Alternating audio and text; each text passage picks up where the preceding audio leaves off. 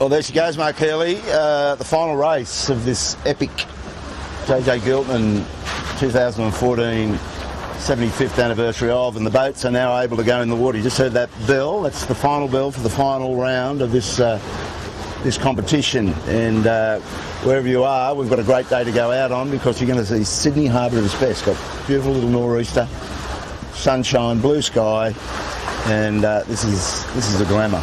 It's a cracking day, isn't it? I'm just looking out on the harbour and I can see the two America's Cup AC45 boats. That's the Team USA Oracle, I think that's the way you pronounce it, and Team Australia out there doing a bit of dueling and dicing, so it's a busy old harbour. Very lovely sunny Sunday the 9th of March on Sydney Harbour. Lots of boats out, lots of traffic. That's the sure usual story of that, Bob, but it's the last day of the big regatta of 2014. There's a lot of battles to be decided here. We know already the winner, that's Gotta Love It 7, who wrapped up the series yesterday. The ones who's been watching us will know all about that. And also Michael Coxon. Most unusually, we've got the second place already wrapped up. A bit different to last year. Yeah, Coco's so consistent. Never really had quite the pace to take on 7, but clearly a cut above the rest of the fleet. So first and second already decided, and I'm pretty sure, Bob, that is a JJ Giltinan record. It's never happened before, is it? I'm a bit young, I don't recall it. But today, you know, the interest is going to be Gotta Love It 7. You'd think they've knocked it over. They had a big night celebrating last night, I understand. But here's the boat that is going to have the race face on. It's Chris Nicholson and his boys. They've got to beat SeaTech, Alex Valling's guys from New Zealand. They're locked up on the same points for third, and so that, you know, Nico's been really digging into this contest. He hasn't had a bullet yet, but, you know, today he's just likely to go out there and nail a bullet. Same with Michael Coxon. We know that Coco's got second already, but he said on an interview yesterday he really wants a bullet. He hasn't won a race yet, actually, this season. I heard him say all that. Season. He is itching, and I just had a little quick chat with him. He's fully on to try and get a bullet today. Gotta Love It 7. They'll want another bullet if they can. They want to go out with a bang, with a proper victory. They're not just turning up here to make up the numbers. We know Sebi had a couple of quiet beers last night, but the other two guys, I think, didn't have any at all. So very keen to get another bullet for those ones. I'm just looking. That's going to be interesting. Oh yeah, I'm just looking. Pete's got the fleet just all going in the water. This looks like a bit of a start line in any one of these races, and they're all. And look, here's John winning. Up. We know he's got a bit on today. Yeah, he's got a real contest for the Masters trophy, the Scotsman Hill Cup, which JJ Giltinan inaugurated all the way back in 35, I think, or it might have been 25. I'll get that right, but yeah, no, that's a great old trophy that they've just dug out of the closet for the Masters, because we've got a few of them in the fleet. We've got 4, haven't we, this year? We've got 4 at 50 or over. That's the cut-off. I was saying 45 years old yesterday. I was completely wrong. I've just talked to Coco. He's one of our kind of runs some of the class detailing cups and trophies, and he told me it's 50, unless they choose to change the rule next year, of course. But for this year, it's 50 and above. 4 competitors. Graham Catley, your friend from New Zealand, he's one of them, isn't he? Yeah, no, he makes the cut. Yeah, absolutely. I had a good chat to him yesterday, and he gave us some insight into his plans, and they're not small plans, Mark. So we'll talk about that as we're out in the water, kill a bit of time. And on the Scotsman's Masters Trophy, there's just 3 points, isn't there, between first and second? Correct. Harry Hamlin and John winning. Howie's got to... Woody's 3 behind Howie at this point in time. Howie had that black flag disqualification the other day, so he's been able to drop that now, and he bounced himself up 3 points in front of Woody, so that's going to go down to the wire, you would think. There's Alex Southgate giving us a quick little nudge, and there's a very debonair Trevor Barnabas, who's obviously retired mostly for this fleet. Occasionally he guest helms, just helping Alex lift the heavy old boat in. Alex must go to the gym. She must be pressing weights. She's crazy fit. She's crazy fit. She's skinny, but she's clearly strong. Look at that. Yeah. She's just rolling in a skip all by herself. 2 girls in our fleet. She's leading girl. She's helming a boat. And obviously we talked to our other girl yesterday on the post-match interview, to Jodie and Jodie McCormack, who is said they were struggling a bit with the lighter air conditions. They're a slightly heavier crew, and the boat's not to create the right power, but they're loving being here in Sydney Harbour, absolutely loving every second of it. Going to come back next year, going to try and get a bit more training in. That's good to hear. And here's Howie. Jodie and Skip McCormack sailing that boat as a husband and wife team. That'd be a test of your relationship, wouldn't it? Definitely. Well, these guys, Howie's boat. He's the other. He's chasing Woody today, trying to pick up those 3 points. Another San Franciscan. Talking about fit people, how fit is Harry Hamlin? Super fit.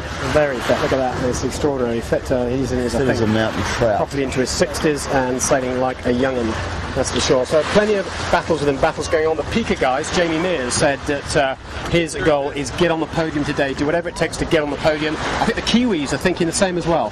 Oh yeah, and this regatta with this live streaming has been very interactive. We've got Nicole Douglas doing all manner of tweets and Facebooking and all that sort of hoo-ha, but we've ended up channeling through yesterday's broadcast. We've ended up over in the Royal Akaroa Yacht Club, so we're channeling all that crowd. Well, hello to the Royal Akaroa Yacht Club where you are, and I know, Bobby, you've talked to people all over the world watching this live stream, so wherever you're watching this from, welcome to you. Thank you for joining us. It's great to have you with us. Just a couple of sound-outs to our commercial partners, without which we couldn't be here.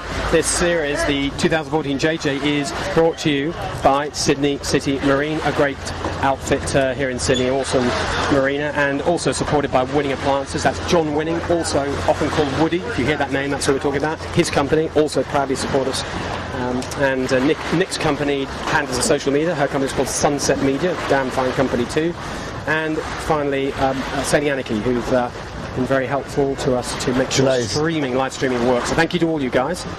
We'll keep mentioning as we go on, because that's the quid pro quo that keeps us live, and that's fine by us. And the last one is today's race is sponsored by the Kitchen Maker. Kitchen Maker. We'll talk about them today. I just had a chat with Darren. Darren is the boss of the Kitchen Maker, isn't he? And he normally sails on the boat, but injured this week, so he brought in Will Phillips, the 49er sailor, Malcolm Page, the double gold medalist, moved to the middle. They've performed beautifully. Had a great chat with Darren. I'll fill you in on all that when we're out on the water. To go now. You see all the boats launching. It is 25 to 3 local time here on Sydney Harbour for the final day of this year's series. We are going to get out in the water very soon for a 3 o'clock start. We could be a bit late, Mark, because they've got two ferries filled up to the brim today, so there's 2 ferries that have got to get on station out there. So 3 o'clock for the earliest, and possibly a couple of minutes later. We'll see how that all works out. And hang around for the end of this race, because the tradition of the JJ Giltinan is the winner's ribbon gets presented off one of the spectator ferries, and we're not sure who's going to present the ribbon, but there's a bit of a rumour it might be Sid Fisher, due to his kind support of this regatta. So Sid Fisher is the boss of Sydney City Marine, and also the very well-known Australian yachtsman, the owner of all the Ragamuffin yachts. David Witt, he is the skipper of that campaign. It's a campaign that owns many boats, isn't it, right now? It's multiple boats. They're mostly about 100 foot long and large maxes, but also there's this green skiff. David Witt mentioned to us yesterday on interview that he's definitely here for next year. He's going to have a new boat. He's going to be doing a lot of work on rigs, and he even told me he's going to lose 10 kilos to get the whole crew weight down. I believe all the story apart from the last That was a good interview, actually, because he knows about all the issues that he's got to contend with, and losing weight. And knowing when the date of the JJ is going to be held, because we know from watching this one that it was quite light and funky, this regatta. And it's late in the season, isn't it? That interview, by the way, if you want to listen to David Witt talking, it's live up on the website right now. It only runs about 5 minutes. Chance to look at that before this race starts if you want to check in on that. And all the rest of the stuff we've been doing this week is archived, pretty easy to find on the website. As we mentioned to you, also the courses that we sell, they're fixed courses. They're all up on the website if you want to have a look at where we're going. Bob, what's your guess? Which course today? You can just give us a heads up. It'll be course 1 northeast. I'm pretty sure you back your house on that, because I'm just watching them sailing off the beach. That's a full on nor'easter. It's looking like 12, maybe up to 13, 14. It's our classic course. It's our favourite course, isn't it? It's our classic course. Up and down the harbour. We get to see the whole harbour. We have a good old look at Sydney Harbour today. And if it's 14, 15 knots, Bob, that's kind of getting to the top end of these big rigs. Yeah, it's a good test. So let's wrap this up and shut the live stream down. And as usual, if you've been coming with us, we usually take about 5 to 10 minutes to get on board the camera cat, fire it up, and then we'll start getting involved and get out on the water. So see you in about 5 to 10. Well, see you in about 5 minutes. Join us then live on Sydney Harbour. See you soon.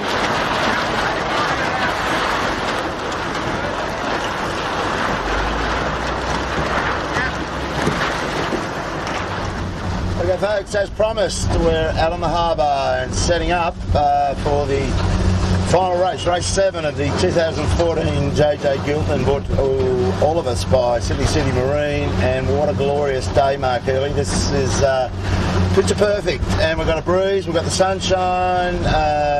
We're going to have a great race today. The regatta, as you know, got up at 7, put it to bed last night, yesterday afternoon. But there's going to be some great racing out here between C-Tech and Mojo for 3rd on the podium. Now we're just trying to work out where Gary Lineker's hiding, And I think we found him. He's down in Garden Island, Mark. Did you spot that? Yeah, I kind of did, but we don't normally look. Garden Island is an island which is where the naval base of Sydney is, and it's right. You can see the backdrop. We've had a look at it. The backdrop is Sydney CBD, pretty close to Harbour Bridge. We don't normally start down there. In fact, could we? So we've never started down there, Bob, and this is a whole new experience. What's Gary up to? Well, today he's got to consider. He's got a lot of yachting going on up the northern part of the harbour, which he put him on a northeast course. They'd really interfere with them, so he's gone for course 6, and this is his best effort. So he's found a patch of water, and he's right down here. You can see Peter's got the camera. You just see the blue ripple side down there, and he's going to have to get a beat in.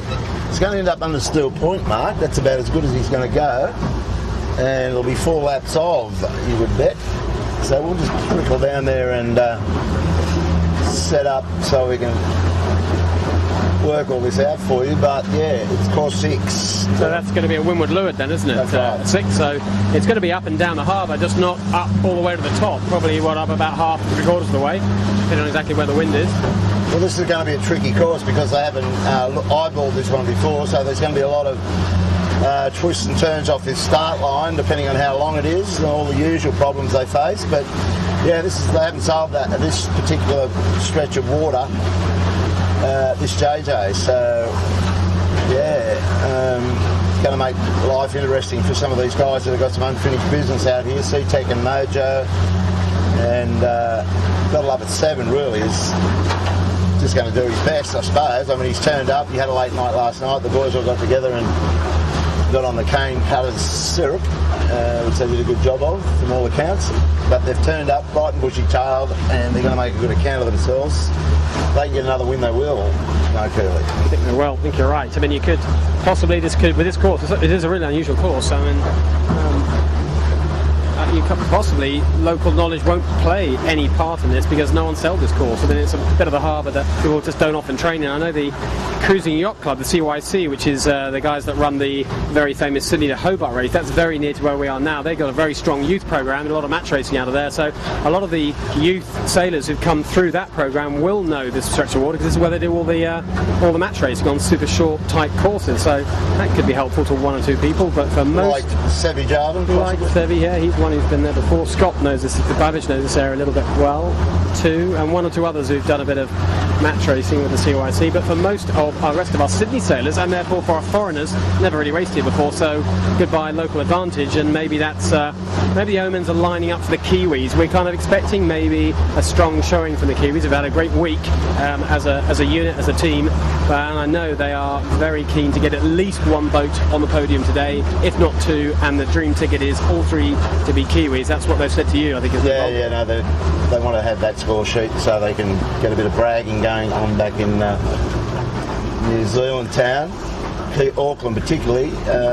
But there's other contests. Remember, we had a little brief chat to Jamie Mears yesterday, who was leading and has led a couple of these races during the JJ, and he fell apart because his trapeze wires let him down yesterday. So yeah, if anyone was watching yesterday, that's the Pika boat, wasn't it? Yeah. They actually were leading the fleet. They started off on the left-hand side, got a lovely big lefty, and they were clear leading. And then we suddenly said, where they'd gone? Well, it turned out where they'd gone was upside down because they broke their trapeze wires. He was pretty dark about that because they felt they were well placed to do well yesterday. So today, yeah, he said the only thing that will make it up for them is a podium place. They haven't had one yet this year. They've been looking pretty slippery, pretty fast, sailing nicely for a new crew, a little bit shy on boat handling skills, but quick as you like. Jamie positioned the boat nicely for sure, and the same with hire appliances. Hire too, yeah. They want to get it. They've been sailing well.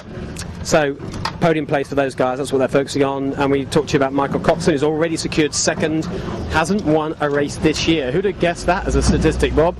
Hasn't won a race. Usually he wins about 10 by this time of the year. Yeah, well, there you go. So like as we said earlier, he was just a little bit out of sorts for one reason or another. We said Chinatown, I think he went and improved from there. But I can tell you this much, it's not 4 laps of this course, Mark. He's got 6 over 3, so that's 3 laps of this track. And this will be all over in a heartbeat. So you won't want to muck around getting around in the first 6 on that top beat, because you get around up there and get a shoot on, you're going to disappear. The leading pack will just blow the rest of their doors off, and they'll just be left with all the scraps which aren't worth fighting for, Mark. Yeah, that's true. Talking of fighting for things, and looking at wincing 2 AC-45 catamarans flying down the harbour. That's the Americans at Oracle Race Team and the newly launched Australian team. Boss of that team is Ian Murray, who's also running Gotta Love It 7. So nice day for him to see his new boat out there. And that team is been put together by the Oatley family, who do a lot to support Australian yachting. Obviously Wild Oats is their most well-known yacht. She's won the Sydney Hobart a stack of times, and very involved indeed in Australian yachting right through all the Olympic sailors, Olympic programme, and that's what Australia's America's Cup programme is all about for now. For now, it's all about youth, showcasing Australian talent. Will it stay the same when we get to the actual racing itself? Well, I guess it depends how the performance goes, but I think that's the intention, so it's been good to see that. Let's see how they go. Good luck to Ian Murray and all his team and all his sailors in that fledgling outfit. Early days for them, but we wish them the very best indeed. AP down, Mike Healy.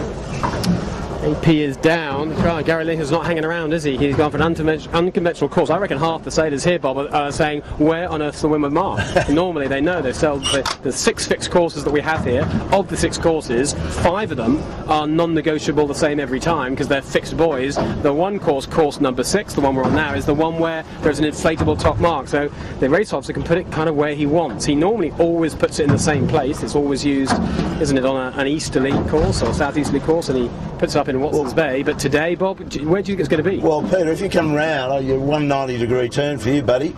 But if you get over the top of the AC-45, if you come right around, it's just there's a red spinnaker up there, just behind that old IAC boat, AC boat. There's a red chute. Now that is the location of the Windward Mark, and it's going to depend on how close they put that pin to the shoreline. If they put it in too close, it's going to make it even messier for them to get to. They really need it out a bit wider so they can get an approach and get around it cleanly. So for Steel Point, that means for people who've been following us a little bit, that we're going to go past Rose Bay on the right hand side, past Shark Island, and up to what we often call Nilsson Beach. Nilsson Park. Nice bit of sandy beach up there. It's a beach on the inside of Sydney Harbour. There's not too many of those, and the Windward Mark's going to be off there. That's usually lumpy, Bob, isn't it? It's lumpy and bumpy, and boats avoid it if they can. Well, you can see the conditions here. I don't think it'll be any worse than what we've got here, unless there's some big power boats transiting through there, heading to the beach. But you can see there's a lot of sailing activity, a lot of racing going on with the Sydney Harbour Regatta. So just get standby with your watches. There's about 15 seconds to go till the 4-minute gun. At the moment, Gary Lineker is looking to get straight into this race. You know, hanging around. Anyone who's not on their toes, you could be caught well upwind. I think all our race boats are hacking down here. Smeg are going to be a little bit late to the party. They'll make it, but they'll want to get a move on. There's your 4-minute gun. 4 minutes to go to the start of the final race, the 2014 JJ Trophy, being brought to you live from Sydney Harbour. One more race to go. Gotta Love It 7 already have won this regatta. In second place, Bella Fisher have already secured second. Nothing can take away first or second, but third and fourth, it's all, and fifth and sixth. I mean, Bob talked to you about it being close. Well, the battle for third and fourth, Seatech and Mojo Wine on the same number of points, 24 points, and fifth and sixth, Coopers, that's Rag and Famish and Yamaha, also on an identical 32 points. That's 2 battles that's going to rage all the way. And just in front of you there, Marcus Ashley Jones' Asco, just 8 points back from that battle. He might have something to say if the other two don't produce the goods today. And we know that CST, that's Harry Hamlin, lies 3 points ahead on the Masters Trophy, ahead of John winning on Yandu. That's another battle that's going to go all the way to the finish today. Well, how would you get off this line, Mark? I'm just looking at Gotta Love It 7, just free shooting across there. I'd start on the boat and tack and get across to Clark Island just to set up to come back on starboard. Because if they go too far across to Bradley's, there's a lot of holes up there traditionally in a nor'easter. Holes and traffic too. That takes you right across the main traffic lane. All those ferries we've been looking at and talking about all week, well, that's where you're going to be dodging the headlights as you try and get across there. So quite tempting, as you said, Bob, to start and get a tack in. That takes you over to Clark Island. There's an island that comes into play very soon for any boats that choose to do that. So a lot of the boats trying to work this out. It's funny, isn't it? You start in a part of the harbour you've never been to before. You've just got to rethink all your previous plans. Well, this depends. I mean, there's a lot of desperates out here that want to feature in this last race because they're going to pack the boat up and head back overseas. I'm thinking of the English guys, Pika and Haya, and a couple of the Kiwi boats that want to get a solid race away before the end. So I reckon we're looking at General. Yeah, it's a decent bet, isn't it? Every chance of General recall. Well, there's the race officers. They'll be hoping. I don't think they mind if it's a General. They've had a couple. We know they like the smell of a black flag, don't they? So I don't mind chance. I know the black flag's not far from Garrett's hand right now. He doesn't mind going for that. But at the moment, it's just a standard start. We're in normal sequence. But it's a local leisure boat reminding someone else they were a little bit too close to them. Don't worry about that siren. That was nothing to do with the start procedure. We're still on the 4-minute flag. So not the 4 minutes to go anymore. The prep flag is still up. A lot of boats looking very early down the left end. They're Bob and Rag and Famish and 7. They got quite a lot of work to do if they want to hold station down there for what is 1 minute and 20 seconds or so to go. 20 seconds to the 1 minute gun. So a lot of boats middle left looking early, lining up for the General you predicted. That's looking like a decent bet. Not too many people pushing it hard at this end, but Pika looking like they might give it a go. Coming up to about 5 seconds to go. Get your watches ready to go. There is a 1 minute to the start of this race. Big sag in the middle of the line. You often see that. Seatech nicely positioned, looking pretty good. 7's bailing out. 7 deciding to bail out early, come back and have a look at it on port. But this end of the line, there's plenty of space. Jamie Mears on Pika have been starting consistently well all week. He's yet again got it lined up nicely. He's got one boat to leeward of him. That's Ilvi. He'll have to watch out for him. But otherwise, nice leeward gap to Panasonic. Asco just up on their hips. Smeg and Viagogo. That's Alex South looking well positioned. All the rest of the fleet looking quite well behaved. Sydney City Marine, David Witt right down the hard left end. He's got about 30 seconds, 25 seconds to go. Can he hold station for 25 seconds? That's a tough job to do. Chris Nicholson, Mojo just back up from him. Look at the whole fleet looking very well behaved. This is extraordinary. I don't often see this, do you? They're all holding station. They're all over early. I think they all want to get the first start away. At this end of the line, Kenwood coming in pretty fast, trying to roll Pika. We got about 5 seconds to go. Pin end, I can still see the pin end. I think it's going to be a clean start, this Bob. There goes the gun. Wow. I think it's clean. It is clean. Nobody really bolted early. Everyone was slightly late to push the trigger. Everybody be conservative. And in the end, Kenwood Creekmore, that's Brett Van Munster, got the better of Pika for once not managing to nail the start. And looking at the angle of these boats off the start line, here's Graham Catley, which you interviewed only yesterday. Here he is. He's the hard right boat, already pointing at the back of Alex South, where he has to tack across. So there he goes. Looking like the middle of the line's looking quite nice. A bit of extra pressure there. The hard left boats look like they've got no air at all. The middle boats looking quite nice. It's probably Michael Coxon and John Winning are the best in the middle. Got to love it, 7 have already tacked onto port behind a stack of boats. They didn't get the best start. That looked like a slightly dusty last night kind of start in the bottom. Got to love it, 7. But we've seen them recover from much worse positions than this before. And they're off. They're about to have clean air and they duck the next boat. And the two pom boats together, Hire and Pika, joined at the hip. There you go. The two poms are off to the right hand side of the track. At least they got clear air and they're running, and Gotta Love It 7 and now has clear air as well. We're pleased with that. And there's a lot of traffic. They're heading off towards Clark Island. You can see how close Clark Island is. Like it's just maybe a minute sailing. You hit an island. So there's an enforced ley line coming their way. There's a lot of traffic too. A lot of leisure boats. Not quite sure where these skiffs were going to go. So no one's sure what to do on a course like this. You'll find a leisure boat sort of discipline, which is usually very good at this fleet, in this fleet, because we all know the courses. Suddenly you throw up a new course and the spectator boats don't know where to go either. So it does increase the chaos factor. David Witt, Peter's got the camera on these boats, but David Witt right down that pin has probably just tacked over, and he's not looking too shabby actually. Yeah, I think the middle left all looking pretty good. Coco actually coming over a little early here as well, but David Witt at the moment, as ever, depends on the shift. If he's got some nice pressure, he's got a half decent shift, nothing too glamorous, but half decent. I think he'll be alright. He's a bit exposed, of course, if the breeze shifts the wrong way for him. I think Michael Coxon, bang in the middle of the fleet, as usual, Mr. Consistent, playing the averages. You'd have to say that he's looking reasonably good. Gotta Love It 7, starting to look quite good too, suddenly finding that extra click of boat speed that's been their friend all week.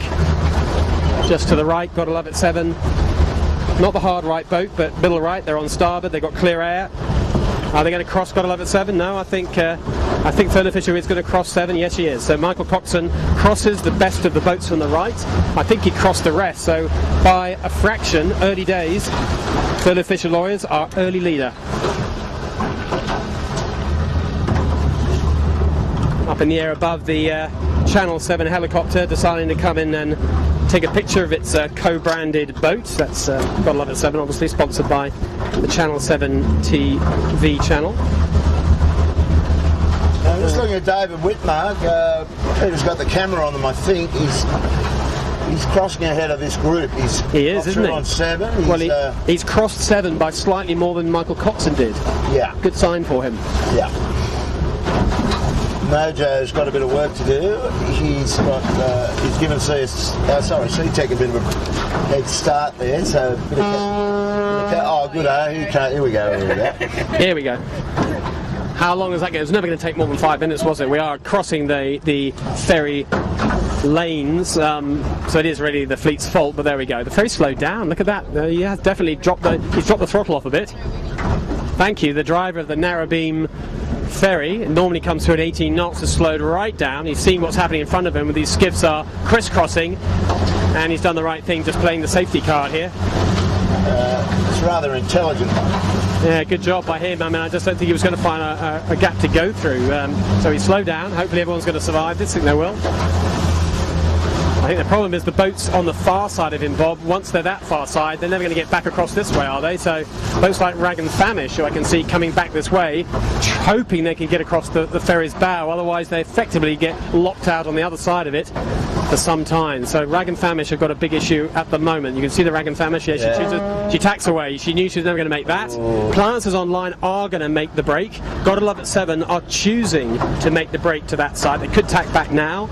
Probably got the last chance of an attack and get this side of the ferry is probably just gone, so they're going to be heading in towards the zoo. That's Taronga Zoo, just in that coastline there.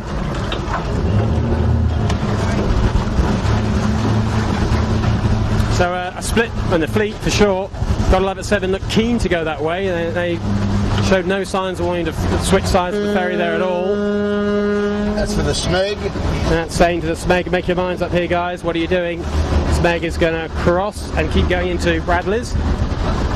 Sydney Marine's got the same issue. He's right on target for a torpedo. Well, these spectators are getting our view they didn't expect, did they? For no extra price on your ferry ticket, you get to watch a skiff race. Yeah, they're on the way to Manly. The good citizens of Sydney, a lot of tourists there, I'm sure.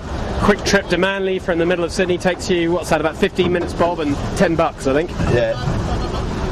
What do you got?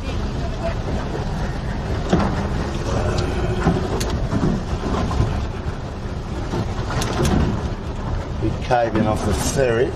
Yeah, always a bit of dirty air, quite a lot of dirty air off a ferry as big as that, as you expect, particularly on a light airs day like today, light to medium airs. Everybody's three-stringing, but no one's got too much power. What looked like a top of a big rig day is now looking like bang in the middle of the range. This is beautiful big rig conditions. I've got David Witt doing and Smeg getting right over on Bradley's here, going to come out of this looking pretty good. Oh, Gotta Love It 7 just sailed into a massive vacuum of air. 7 was sailing along in a huge lift and all of a sudden hit a piece of nothing and almost capsized the women. They're just recovered. They're just in off the shore. I think Peter's got them on camera there. There you go. They're tacking out. David Witt just to the right of them in the green boat might be about to have the same problem. He's going all the way into the bricks as well. They'll be lining up Gotta Love It 7. They'll be coming out probably on a bit of a low heading, but maybe a bit of extra breeze off that corner. I wonder if they've just gone too far here, Bob. I know you're not a fan of sailing this side of Bradley's, are you? Well, as long as you don't get... Well, 7 bought the dummy card there. They were just right in there to lure to this point, but David actually hit it where there was some pressure still coming around the point, so he wasn't so effective, but yeah, Gotta Love It. Gave themselves an uppercut in there. However, they've tracked off that point really well now, I think. Smeg, Sydney Marine and the Big Red 7 holding well up over these boats. The other boat I thought was SeaTech wasn't. In fact, it was Yamaha that I thought was well ahead of Mojo. So Mojo battle with SeaTech is well and truly on. They're in that pack. I can't see where they are at the moment, but they're pretty close together still.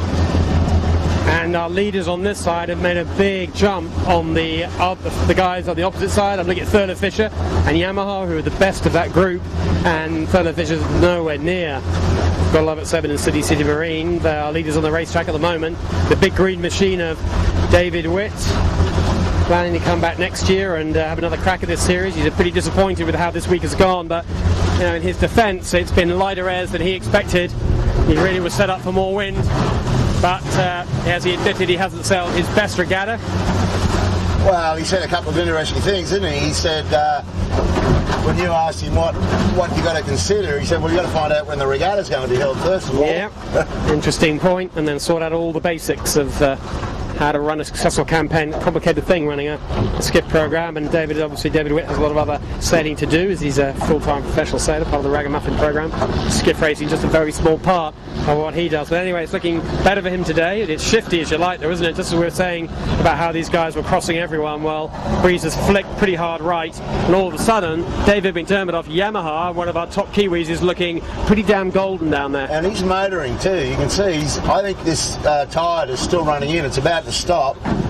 But just looking at 7 and City, it looks like they're bucking quite a bit of current there. I think you're right. If you look at Yamaha and Mojo, look at the speed of this over the land. Just look at them relative. Then you look at these two boats here. They're like a couple of knots quicker. Has to be tide, doesn't it? Maybe they've got a click more breeze pressure, but not that much more. This is a little tidal gain in there.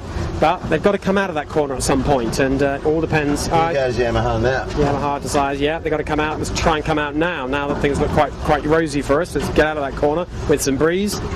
See how they're heading at the moment. They're looking like they're across these boats, so I'm just keeping my eye on Sydney Harbour 7 as a good guide for the boats out of this corner. They're the leaders out of this corner.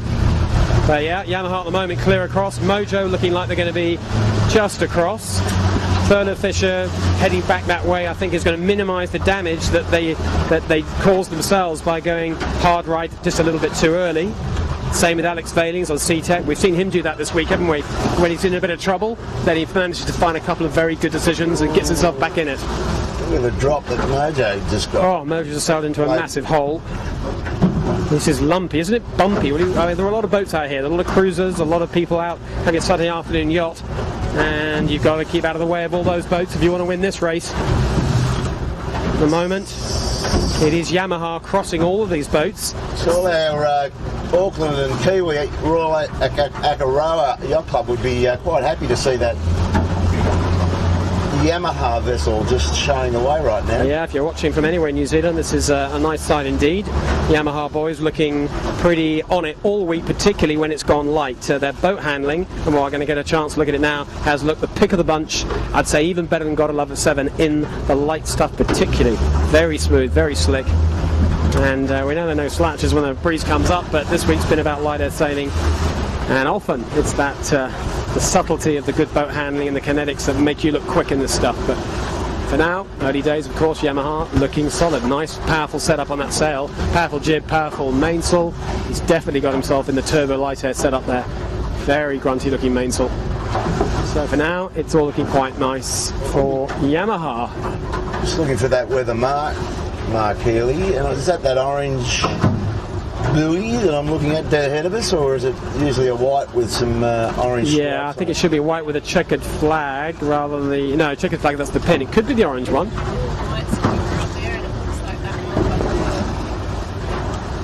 Over there.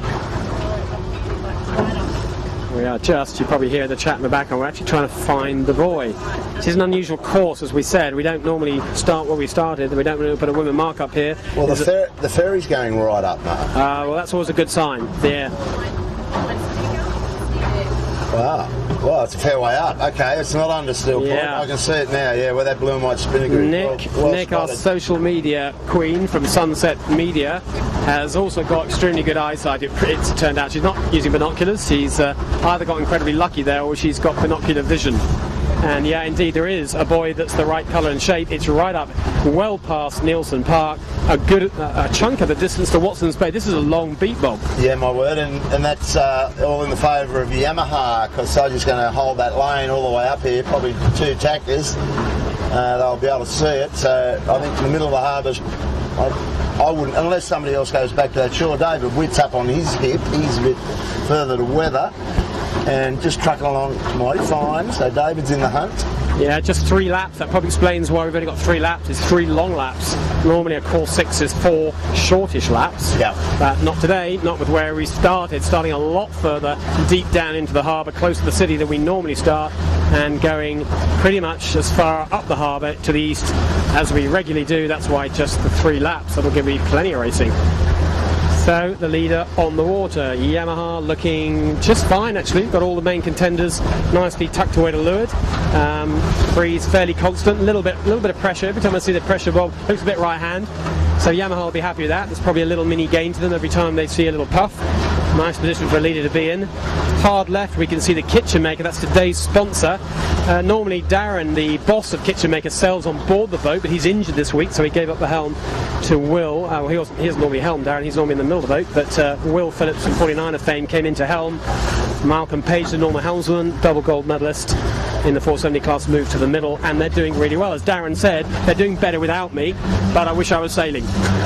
But he's loved watching. He's very keen 18-foot supporter and been a sponsor and a sailor. It's quite rare to sponsor and sail, but that's what he's been doing. And he said he's definitely going to stay in the class next year. He's sponsoring a boat, but he won't be sailing. He needs to take a year off to spend some time, I think, following other hobbies and family, etc. But he's going to be out on the water watching, but not actually sailing. But Kitchen Maker will be sailing. Darren's a bit of an adventure freak, Mark. I've got him on a Facebook friend thing, whatever it is. And every now and then he pops up, sings out, I'm going to ride my push bike to Wollongong, or who wants to come and jump out of the plane with me? And of course it's just bizarre the things he gets up to, so no wonder he's injured. He said he needed to do a bit of skiing, so I think his idea of a bit of skiing might be a little different to what most people might be doing. Yeah, heli skiing I think would be. I think heli skiing in a wild, far off land is my guess. So anyway, Kitchen Maker today's sponsor, they're definitely in for next year, which is terrific. In fact, most of the sponsors always seem to stay, Bob, don't they? I mean, a lot of the sponsors are in this for year after year after year. Great event, great class, great exposure, nice way to spend your summer. Yamaha got a love it tack underneath him, so he's gone back to that east and shore, and a lot of them are splitting over there too. Smeg. Grant Rollison's come back to this side in pretty good shape. Coco not looking so flash on the furlough. I'm just trying to pick up where Howie Hamlin's CST Composites ended up out of all of that, and his relationship position-wise to Yandu. The Battle of the Masters, yeah. Well, we'll try and give you a heads up on that as soon as you get... well, John Winning's just alongside us here on port, sailing along, and I've just got Harry Hamlin crossing behind Yandu. So John Winning ahead of CST Composites at this point, approximately 5+ boats ahead, actually, give or take. That's where he needs him. He needs to be 3, doesn't he? Better than 3. He's about better than 5, but very early days, and... at the moment, they're in a similar piece of water. Surprise, surprise. Mojo, Chris Nicholson's guys got the measure of Sea-Tech by a few boats. Absolutely right, that particular battle. And then there's the Rag and Famish and Yamaha battle. Well, we know who's winning that one. Yamaha winning the battle against everyone at the moment, leading the whole fleet. So Rag and Famish, Jack McCartney. He's pretty pleased. A new boat this year, one of only 2 new boats in the fleet this year, and new boat development in terms of rig of where he was before. He's saying he's pretty happy with how the boat is. They just haven't had the brakes this regatta. He reckons he's had a bad rub of the green on a couple of occasions, and that's just made a difference between being in the battle for 1, 2, 3 and the battle where he is now for 4, 5, 6. But he's had a pretty good regatta. One of the heavier crews, probably also expecting and wanting a bit more wind, so getting a little bit caught out by a lot of conditions. But a decent regatta for the Rag and Famish and Jack McCartney and his team. Here we have a bunch of our leading contenders. We're right in amongst them here. There's Yamaha, hard right, going all the way into the shoreline. Fisher and Pakel are just punching along way nice here. Very nicely. Asco well here. Yeah, John 7 just decided to tack back in towards Yamaha. I think 7 have made a small little gain, and they're not going to cross Yamaha at this point in time, but they're going to make a little gain. Yamaha sailing in amongst all the spectator boats. That's the problem with going hard right here, Bob. It just gets busier and busier, doesn't it? I hope they can find... they've got a decent lane there, actually. They've done quite nicely out of this. They found a bit of breeze. The water's never going to be flat on a busy Saturday, a summer Saturday. It's 28 degrees temperature. It's a beautiful day out here in Sydney Harbour. Everyone wants to be afloat if they can be.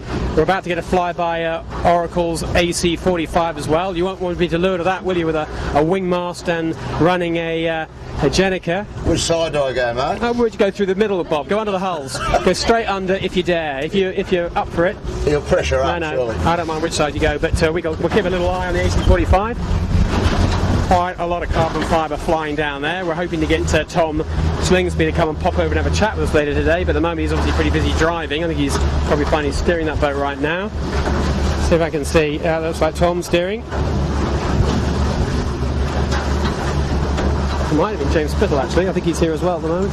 Anyway, there's the Americans flying down there. Right, anyway, we'll catch up later on. Anyway, back to our skiff race. Gotta love it 7, switching sides.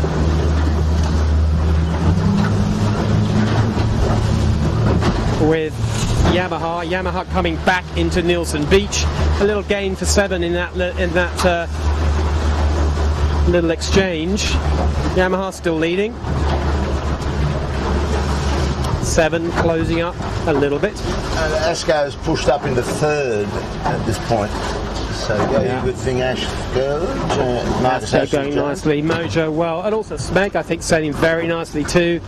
Smeg have found a bit of extra breeze with the lighter stop, Bob, haven't they? We've never really felt they were main contenders in the lighter breeze, but this week they've done really nicely. They've grounded out. They have. They've sorted it out. They're not, again, another one of the heavier crews, one of the strongest heavier boat handling crews. When you see pictures of skiffs airborne, flying downwind at 20 plus knots in big conditions, you'll nearly always see Smeg at the front of that kind of race.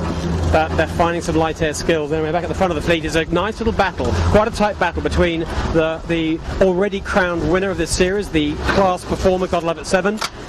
Rolling another nice little light air tack, off they go. And the kids, well, they're the kids, well, they're certainly in experience terms they are. Must be from Yamaha. Forehand rounding, Mark, here. Yeah. Well, it's normally a starboard rounding, isn't it, this course? No, course 6 port. Is it? Port, It's port, is it? Yeah, you're right. Absolutely right, it is port. So find a starboard ley line is the secret and make your life simple. Yamaha, I think, look like they're fairly comfortably going to lay this. And Gotta Love It 7 doing the same thing, keeping it nice and simple. They're going to go around 2nd. Great recovery from Sevi, as we sort of expected, a pretty average / conservative start. And now that the dust has blown out of the ears and the eyes, all of a sudden they're finding their pace and they've picked their way up that beat very nicely indeed. Camera Cat's 3rd, Mark, just letting you know. Yeah, Camera Cat on starboard ley line. We don't often lose a race, do we, Bob? There goes 7, and that's a fairway set for them. Yamaha went jibe set, our leader, back down this side of the harbour. Hardly sure what they've done it. They're setting into quite a lot of traffic. They must really like this side. Maybe they think there's going to be an awful lot more port than starboard in it, so that's one good reason to do it. Maybe they're going to find more breeze off Rose Bay. And as I say that, they get a lovely letdown, and that's looking like a very good decision by Yamaha to jibe set. Where for now, Yamaha first round and clear and gone. Gotta Love It 7. Opposite strategy. Bear away set. They're 2nd round. 3rd round. Marcus, Ashley Jones. Good sailing, Marcus. Look at that. Yeah. 3rd. No, Great job. He's been good in this stuff. He has been good, and he's actually in amongst that battle for the 3, 4, 5 placings. 6, he's right in that. Mojo Wine also in the battle for the same placings. Those two are going to be going for each other all day long. Asco and Mojo, well, they both know. Mojo goes jibe set, Asco goes bear away set. At the moment, the jibe set looking like the best manoeuvre. Just as I look down the harbour, that looks like the best way to go. Smeg next round, following Fisher and Pakel, Grant Rollison, and looking back to his better performances of earlier this week.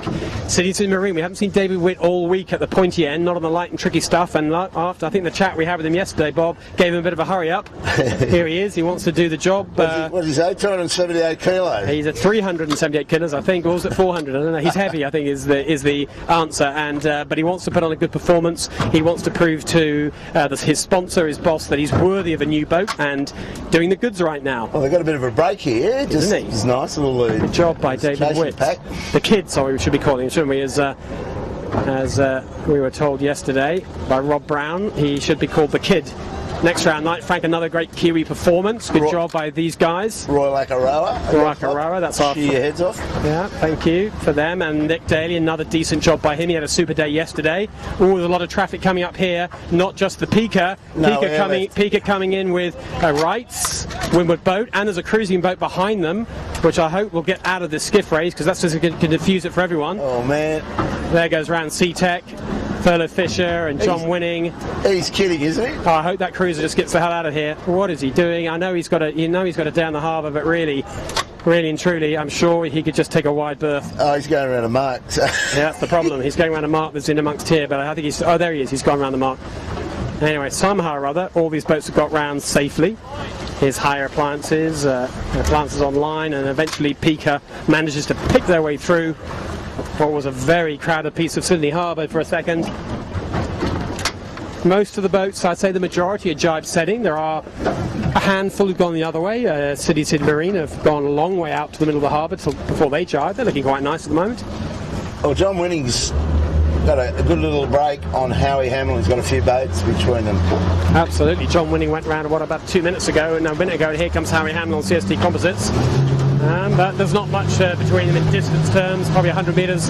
That can be made and lost in a heartbeat, so battle's going to rage all day long.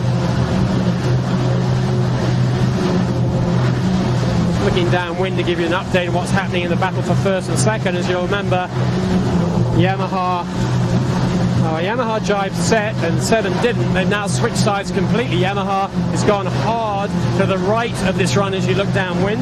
That's the north side of the harbour. And 7 have decided to go the other way. So our first and second boats could not be further apart if they'd tried. So it'll be very hard for you, Peter, to show it on camera. Not sure if you can, but there's Yamaha right, just to the right of the green spinnaker down here in the distance. There's our leader, Yamaha, right, hard right-hand side as we look downwind. Whereas Gotta Love It 7 are off by Shark Island on the hard left as you look downwind. Wow. Two very different plans. My word, and they're pressured up, Gotta Love It. You said they're high wiring, but they're all out by the look of it. And David Witt taking the middle course, right down the middle for this run. This is a run with an awful lot of port in it, not a lot of starboard in it. David Witt will be a lot happy to be up the front end. So, Marcus Ashley Jones and James Doran and Geronimo Harrison are just really trickling down here to Yamaha. They're moving to Yamaha a little bit higher, but they're motoring. Yeah. And I like the look of these boats down here. Yeah, so do I. Yeah, Gotta Love the 7 just jibed. I mean, we'll wait and see their angle once they get rolling, but the Yamaha at the moment looking pretty good, but it really all depends what the next puff does. If 7 can have a nice little bow down puff, the whole story changes completely, but they bow down now. They have indeed at the moment. Not much between them, I think, is going to be the answer, and an awful lot more downwind sailing to do. But you're right, let's look at what's happening here locally. Marcus is doing very nicely indeed. Asco coming into our leader, Yamaha all the time. Asco is the previous Gotta Love It 7 boat, isn't it? Yes, it is. Gotta Love It 7, as we've said, has already won this series. That means Sebi Jarvan becomes the equal best ever performer, 6 times winner of this event. So he's won it 6 times as a helmsman, once as a crew. Yeah, you got the lineup there. You got Gotta Love It. I reckon Asco's snuck through 7 here. What do you reckon? Yeah, pretty level. Depends on bow angles. About the moment. 7 I've got ahead by a couple of boat lengths, but she's come into her as well. 7 just ahead. Yamaha leading at the moment, holding her lead, but this is closing up nicely, isn't it? So yeah, I was saying 7 through. 7, yeah, through, but a few boat lengths. They get a little bow down just at the right moment, but it's closing up, Bob, isn't it, for sure? Yeah. Not that there's any great gaps anyway, but Asco are right in this. But Yamaha's escaped. Yamaha's clear. I'd say she's extended. She had a nice little, what was it, 20-second lead or so. She's extended a little bit, but not a huge amount. This is still race on. 7 doing a tidy job down here. Playing a little higher risk, but in the end, isn't that interesting? It took completely opposite plans how to do it, and in the end, not an awful lot of difference in the end result. He'll go straight to Bradley's on this one, I would imagine, and Yamaha might want to keep his eye on him. Yeah. Wouldn't be a bad time to look behind for the Yamaha crew, but they'll be enjoying their moment. Here they are. We were talking about the Kiwis wanting a podium. Well, a win would be even better than just any old podium. At the moment, we have looking to be fairly soon finishing lap 1. There's 3 laps in this final race of the 2014 JJ. Our current leader, the good ship Yamaha from New Zealand. David just had a look back at 7 then, so he knows where he's gone. Yeah, he'll just be waiting the minute that bow goes up. There it is. As soon as the bow goes up, any kind of a lift, he will probably roll into a jibe. He's having a good old chat on board about what to do. Good performance by these guys. Good all week, really. And I hope they keep doing well. Good to see them performing at the highest level. Good on you, boys. A tough day. There they go. Yamaha are currently, they've got to love it 7 doing pretty much what you said, Bob. They went all the way into Bradley's, just shy, but almost Bradley's have just jibed. At the moment, Yamaha are just fine where they are, because Yamaha are going to let down. If anything, a small extension to them. And All going nicely for the Yamaha boat. Up to women of them, it's Asco. Asco keeping both of the boats in 1-2, Yamaha and 7 pretty honest, applying a bit of pressure. And behind Asco, a bit of a gap developing. I mean, David Witt is the next one to look at, along with Smeg, Fisher and Paykel. There's a decent gap, Bob. There's a big extension. I think his first three have moved away a little bit. That's what usually happens on these course sixes, mate. We've seen this happen quite often.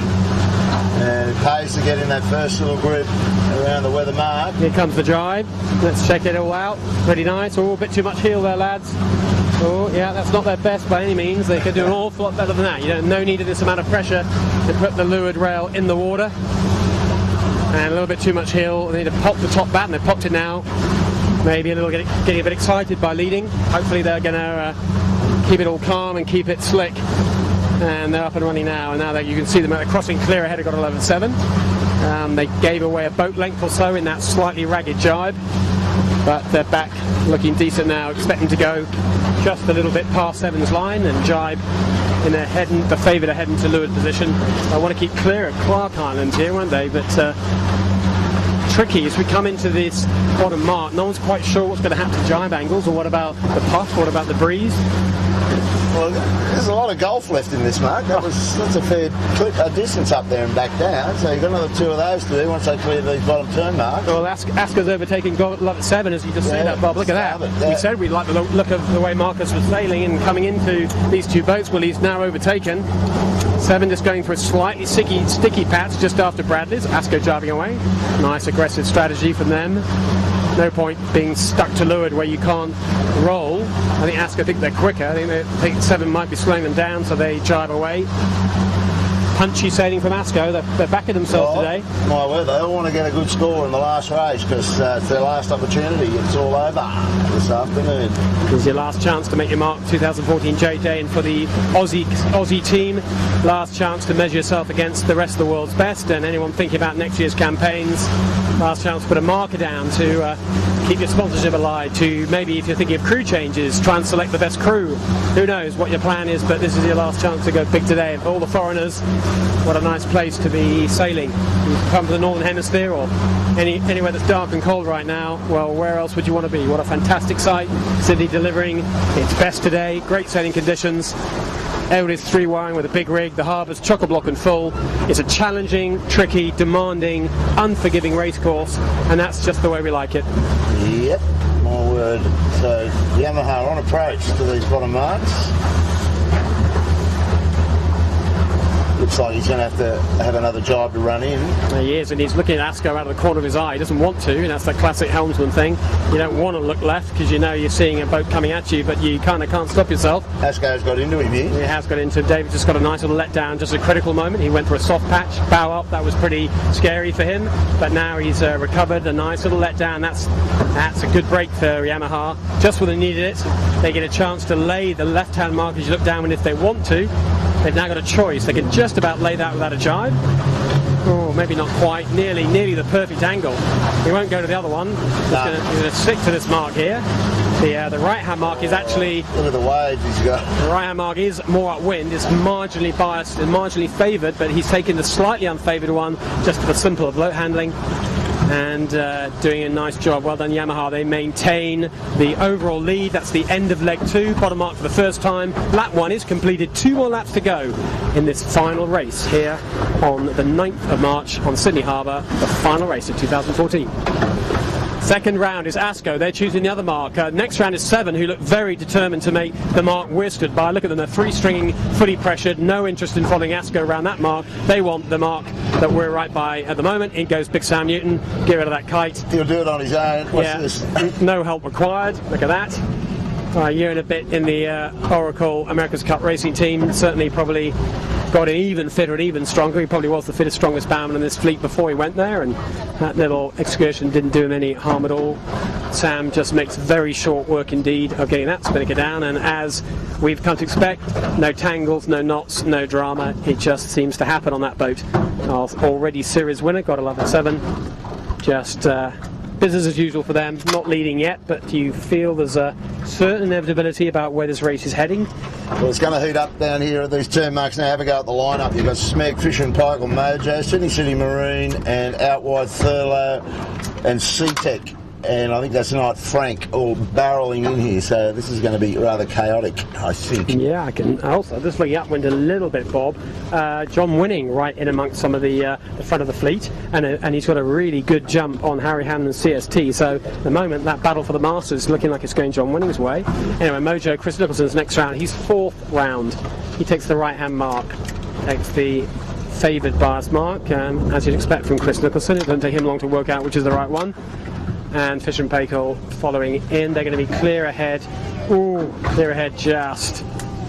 Clear ahead of Sydney City Marine. Ooh, he will go round next. What are you going to do? Manoeuvre. Sydney Marine. Look, David Witt's team. They're going to have to do the very late drive drop. Very late and some.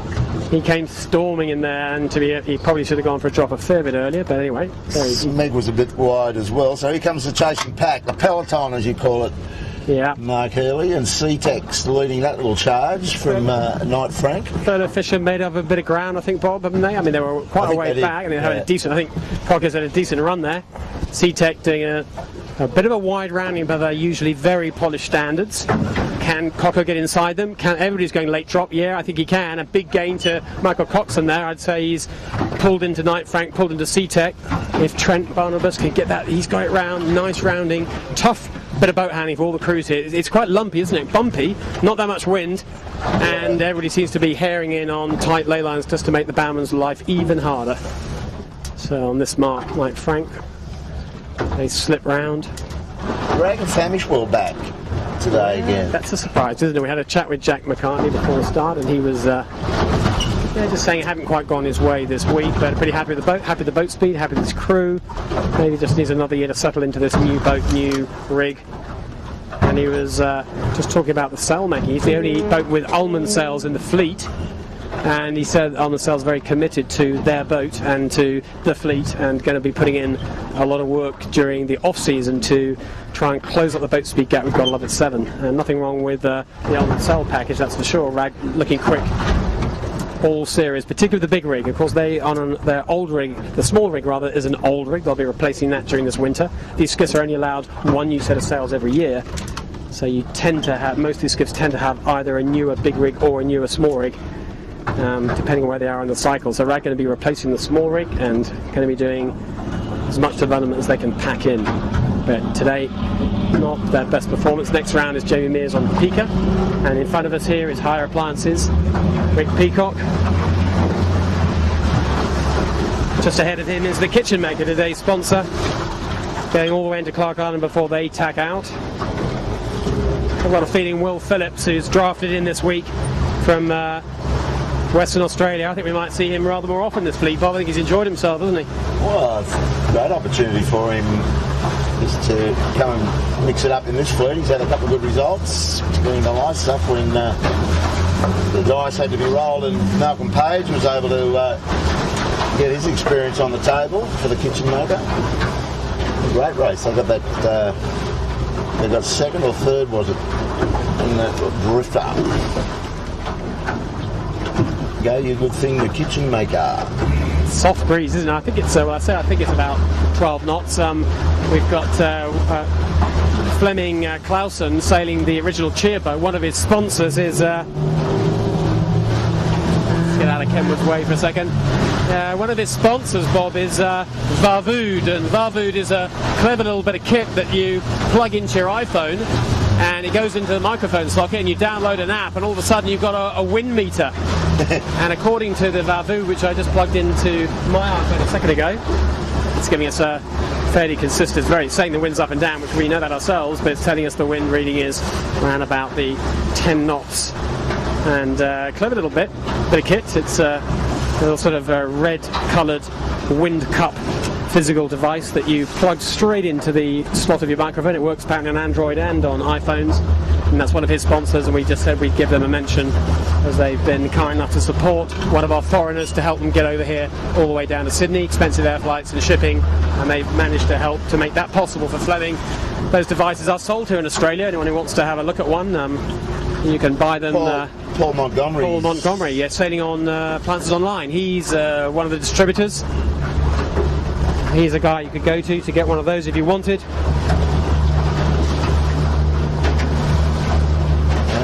C-Tech, slowly but surely gauging in on his adversary, Mr. Nicholson. Slowly edging up. He's getting in his onto his radar, that's for sure. Smeg's in between them. And just trying to find God Love It on the racetrack, no? Oh, they're right over on Bradley's again.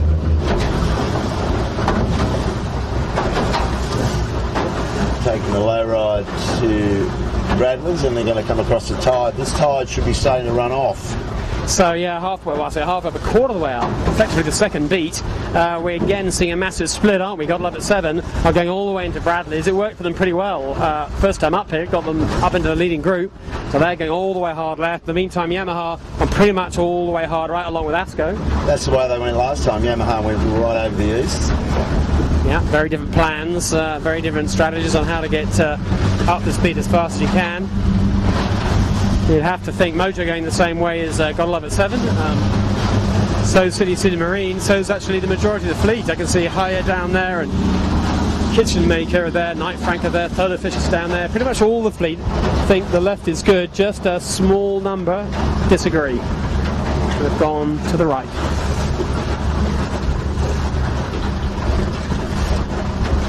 Seven looking quite good off there, Bob. They've got a bit of extra breeze. They're looking a little bit more breeze than anyone else has got. They're about to cross an awful lot of traffic and yet another ferry coming at them. But when they get past this super busy corner and they settle in, we'll get to see just how they look on the other two boats. Always, as ever, going to depend on how the shift sits. There's enough leverage between the left boats and the right boats that just a few degrees will totally change the outcome.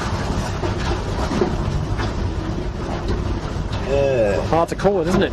Could go either way. I mean, every time I see Yamaha ASCO's bow up, Yamaha's tacking away, that probably means they don't like the look of it. Probably don't like the look of how they're lining up against 7, and unless they see something on the right, they just want to avoid consolidating a loss. Meantime, ASCO happy to keep going towards 7, so we'll see how that plays out. I'll get over and get behind 7 and get a look forward. Yeah, that'll give us more of a clue, but on the water at the moment is pretty much a very close thing between Yamaha, ASCO and God Love It 7. Nothing between them. That's still our leading group of 3, and the pack behind, chasing hard, Mojo, Sydney Marine.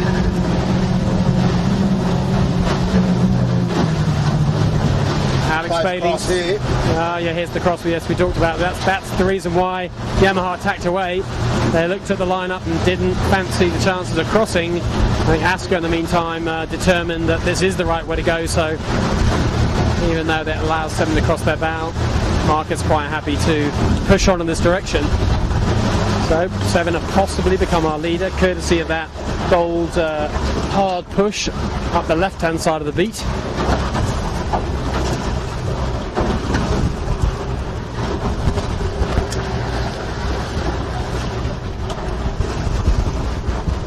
There's a couple of yachts crossing us. This white boat crossing us now is the McConaughey 38. That's a great little race boat designed by Harry Dunning and built by McConaughey. Is another great bit of boat building by McConaughey. There's about 8 or 9 of those. They're catching on, and there's a few of the Far 40 owners switching to this McConaughey 38. It's a very high. It looks like a day sailor, but actually apparently you can set it offshore. But it's a very high performance mini TP52. Bunch of those in Sydney Harbour. So that's probably one of the happening things on the keelboat scene here in Sydney Harbour right now. Good luck to those guys. I hope that fleet builds. It's a nice looking keelboat. Meanwhile, the battle for a 1-2 battle at the moment. Yamaha looking like they've found a little bit of something over there, Bob. Yamaha would cross 7, but 7 have decided to tack before that eventuated. So Yamaha's tack back over to the right has worked for them, and not by much. A thin, skinny little lead to our Kiwi friends on the good ship Yamaha. But a lead is a lead. That's all that'll do. Yamaha, the hard right boat, you can see Peter's got them lined up. They're a bit of a distance away from us. So there they are, Yamaha right, God Love It 7, just to leeward of them.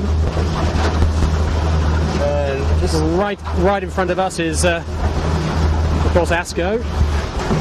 Well, just have a good look around, trying to decide what to do. It's lumpy, isn't it? Oh, it's lumpy. Look at the bump and the popple, and look at them working the kinetics here, trying to keep that boat shuffling along. Very easy jib, really, really easy, going for all the power they can possibly find.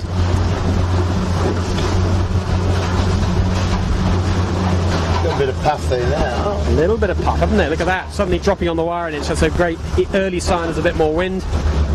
Small ease on the main sheet just to keep her on her feet, and then wind it back in again to take the height. Nice little skills that to be seen here on Asco, trucking along. They've found a bit of breeze over here at the moment. They're actually coming around the bow. Yeah. Got to love it, 7 and Yamaha. They do, of course, have to tack at some point, but keep on going this way and hopefully they'll find a little knock to go on. But right now, they're sailing faster and higher than both Got to Love It 7 and Yamaha. But, Bob, they've looked a little higher and faster, I think, all day. Yeah. I think they've just maybe got a really nice setup in these conditions. Well, we knew before coming into this event that they were one of the story was in the bar that they had one of the quickest big rigs out here, tuned up to the max. And the other thing is you've got James Doran on that boat who steered Mojo last year, very tidy steerer. So as we were saying earlier on, to have that type of guy on the sheet, particularly in these days, a bit like what Malcolm Page did for the kitchen mate the other day. He likes going, he doesn't like sailing in the same water as everybody else. He'll always have a crack at splitting. And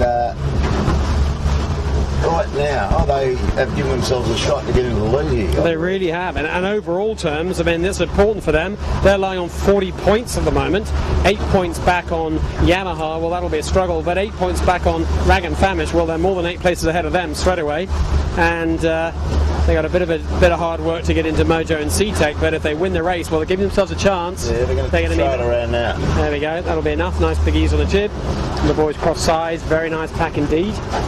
Not trying to over-roll the boat in these conditions, just keep it simple, which they've done. Very straightforward, nice job. Our other two boats in Yamaha and 7, they've tacked. They found a bit more pressure over there as well, a little bit of a funneling breeze coming from Rose Bay. And Marcus deciding, I think quite rightly, he needs to get over to the other side. There's a lot of port left in this racetrack, and the starboard lay line looked like the right place to be. And no, Keely, here's our Wazza. He's on the bandit Warwick. today. There's Warwick, our usually is on board helping us commentate, and today he's surrounded himself by a whole bunch of nice-looking girls on a Melges 24. Why wouldn't you? Yeah, I think he's won that regatta. Look at the results yesterday, and he was had 2 bullets in the third or 2 bullets in the second, so I'm sure he's looking like he's the first one to lead all these Melges back to the beat. So well done, Wazza. Well done, Wazza, indeed. Now, just looking around here, Bob, quick look around. We've got SeaTech going very hard left. They're actually behind us, behind the camera cat right now. They're heading the other side of the harbour. They really are rolling the dice themselves. We've got David Witt coming this way as well. That's on the green, Sydney City Marine. A decent amount of the following pack, the peloton, deciding to go the same way that we've just been watching Asco, Marcus Ashley Jones. But look at the battle at the front here. Marcus going towards. Come round to this. Here we go. This is where it's all at. Marcus comes here. I think he's chosen this moment quite nicely. He's done a good job there, Marcus. Came back about the right time. And Yamaha and Sedgwick have been playing the other side of the beat all day long. Yeah, Asco's doing the business. Yamaha's got to love it, 7 tack away. They knew they're going to get nowhere near Asco. They don't want to consolidate the loss. They tack back. I think Scott likes the feel of that breeze coming out of Rose Bay, and he'll push to that starboard ley line. Even though it's a long way to the buoy yet, probably 10 minutes sailing, or are you thinking about ley line approaches? New leader. New leader, quite right. Asco cross ahead of the Kiwis on Yamaha. Not by much, don't give up. You're listening to us from New Zealand. It could all come back your way, and it probably will. Yamaha, a classy act indeed, but Marcus just got the wheels. He looks quick, looks like a good setup. I think he's doing it for speed as much as anything else, and he's positioning nicely. And as I was saying earlier, they have a crack. They're not interested in sailing, banging away, following somebody around a racetrack. They'll go and look for their own stuff, and there it is. So there they are. Asco, which was the Sevens boat from last year, they took over the old Seven. Seven's a brand new boat this year, so there are the 2 Sevens, if you can know what I'm talking about. Both lining up, both going into the shoreline. Remember, this is the second lap. We're going upwind for the second time. It's a 3-lap race. We're approaching the halfway mark. This is the last race, the 2014 JJ. Asco's got a bit of an issue here. She's going to thread the needle. No, she's not going to bother. That gap was looking a little too skinny. There she tacks. Unfortunately to leeward, she'll take a bit of dirty air there. That's given a bit of a gain to 7. 7 a little bit smarter on the traffic management, or maybe a bit luckier, or maybe a bit of both. And I hope Marcus doesn't have to go, oh, he's getting absolutely blindsided by another cruiser. That is a bit of an unlucky break. As we often say, that's part of sailing here in Sydney Harbour. I think that message involved sex and travel. I think it did. I think it was, giving him, the cruiser, some advice on certain aspects of life. But anyway, Marcus hopefully keeps his cool. He's still trucking along well. 7, a little nip, a little gain back into Asco by some smart management. You can see the different power or crew weights. They go much higher. Got a lot of the 7 crew are having to wire. That means they're either developing less power or they are heavier, or possibly both. There they go. It's a nice battle, this top 3, isn't it? It's not much between these 3. No. There's just the odd second. Yamaha not going to quite get to Asco or 7, so Yamaha technically slipped from 1st to 3rd, but to be honest, there's nothing between these boats. They're kind of first equal at this point in time. And Yamaha's showing a good little bit of pressure. If they can get up on that shore there, they're going to look pretty good. Yeah, I like what they're doing here. 7 being affected by Asco. I'm surprised they're carrying on following Asco the way they are. They're definitely not being allowed to sail their own mode as they follow Asco into the middle of the channel, whereas Yamaha can sail exactly the mode they want. Very nice setup, big powerful mainsail, little ease on the outhaul. Don't want too much more ease than that, but that just gives that little easy outhaul, rounds the bottom of the leech, gives the helmsman a nice bit of windward feel, and that's a nice sensation to have when you're held in light airs. Just have something to push the helm against. The jib looks full, grunty. The boat looks very nicely balanced. Let's see if they can pull off one of their usual trademark high quality boat handle. Here we go, regulation tack time. So this is where you make the little gains, and nice in, a little bit too much rotation on the way out, a bit too much windward heel on the way out, just a little bit. That's where you make the little gains every time though, a little bit here and a little bit there, and suddenly you're crossing boats, and without it you're struggling. We know Yamaha know how to handle one of these skiffs and the light and tricky stuff. We've seen them do it all week long. I'm sure they're going to keep doing it. Got love at 7 coming back. 7 comes back to a little port starboard. Again, decisions to be made. Who wants to switch sides, who doesn't? Yamaha's through, I think. Yeah, I think you're right. I think Yamaha, courtesy of just being able to sail the mode they wanted to, have done enough to clear across. In fact, it's not even a duck required. We've got 11 at 7 here. 7 will switch sides, I'm quite sure. But the trouble is, as you go into the beach here, well, there's an awful lot of traffic. We've got 3 or 4 motorboats just right alongside us, just creating wash. Everywhere you go, creating wash. Well, he'll go for, he may just get one and in here. I think he's going to try and get it. You can see the turn marks right on our bow now. Yeah, Wimmer Mark. So that'll help him a bit. Wimmer Mark just to the left, Peter, of the shot. Maybe just give everybody a quick look at where that Wimmer Mark is. Right next door to the spectator ferry, just on the right. It's not the first mark, that little thin yellow thing. That's a permanent marker. On the other side, the inflatable. That's the buoy. So that's the Wimmer Mark for the second time around. Port rounding. 11-7 tack. They organise themselves there. In the meantime, our leader Asco, she's on port. She's on port ley line. Got to do 2 tacks. She's hoping to another tack at least. She needs to cross. She needs to cross Yamaha over here, Bob. This is close. Yamaha are definitely pulled back into Asco. This is a pretty close cross. They can't cross. Last minute call. Asco a big duck. For a while, Asco thought they were crossing, but Yamaha got a nice little right-hander, a bit of pressure, and Asco suddenly can't cross. He'll be back on starboard. Well, exactly. Asco takes the favoured side. Both of them are clear across. Got 11 at 7. Who's about to get a world of dirty air from 218 for skiffs. Well, I say across both. Asco's across, so I'm not sure whether Yamaha will be now. This is super close racing. Asco tack clear ahead. Yeah, Yamaha will tack clear ahead. What's going to happen between these 2 boats? Oh, this time Yamaha have to duck. Asco thin on that lay, but they'll get away with that. 7 will be lucky to lay now. 7 with 2 lots of dirty air. I think they probably will do it, but it's going to be a little ugly these next few minutes. It's caved in there. Oh, this is just going to be horrible. We're going to do it. They'll work their way around it. They'll use their kinetics and boat handling to mooch and ooch the boat around, but tight race, isn't it? Tight race. Great job by Asco. They're the mover and shaker here. They move it up to first and close up to the group. Last time around they were third, but a long way back from 1 and 2. They clearly have the pace at the moment. Yamaha holding it together. They're the first to drive away. Got 11 at 7. Not showing any of the ill effects of a big celebration last night. Still managing to look very competitive. 11 at 7. A little bit more heel than you really want there. Sam had to slow down the... well, actually, Scott Babbage was it slowing down the hoist. They had some little issue. Anyway, up she goes. They are all on port jibe, all heading downwind. Well, the next one in is Smeg, the mighty Smegglers. Smeg, well, that's a very fine result from them. They certainly weren't 4th at all, were they, Bob, by any means? Well, we followed. You remember? Mojo was fourth. We're side to them. They split. They didn't go right into Bradley's as hard as what Seven did, and the others. They were out in the middle of the stream. Well, so. I'm still trying to find. Oh, there's Mojo. Mojo haven't had a good beat here at all. They're coming in on Port Leyline. They've been overtaken by SeaTech. Wow. And then Knight Frank's up here as well. And Michael Cox and Solo Fisher are on the move for sure. Michael Cox on starboard Leyline, trundling down here. He's definitely in fast forward mode. But Smegler's too. Good job by the Smeg team. David Ewing on the front of that boat. He told us on interview he's been sailing a skiff for 25 years. Yeah, he's a great hand. They do all the business, as we've always said, in the fresh stuff. Hard running. They are brilliant. They can do it in light too. Good job. At the front, Dave in the front there. Nice little ease, bear away, and off they go. Great job by Smeg. They'll be enjoying this. They don't normally do so well on the light stuff. They'll be loving how competitive they are in these conditions. Yeah, they just tough it out, don't they? They are. And another guy toughing it out, David Witt, he's been saying how much he doesn't like this late running of the regatta in the lighter airs, particularly with his heavy crew weight.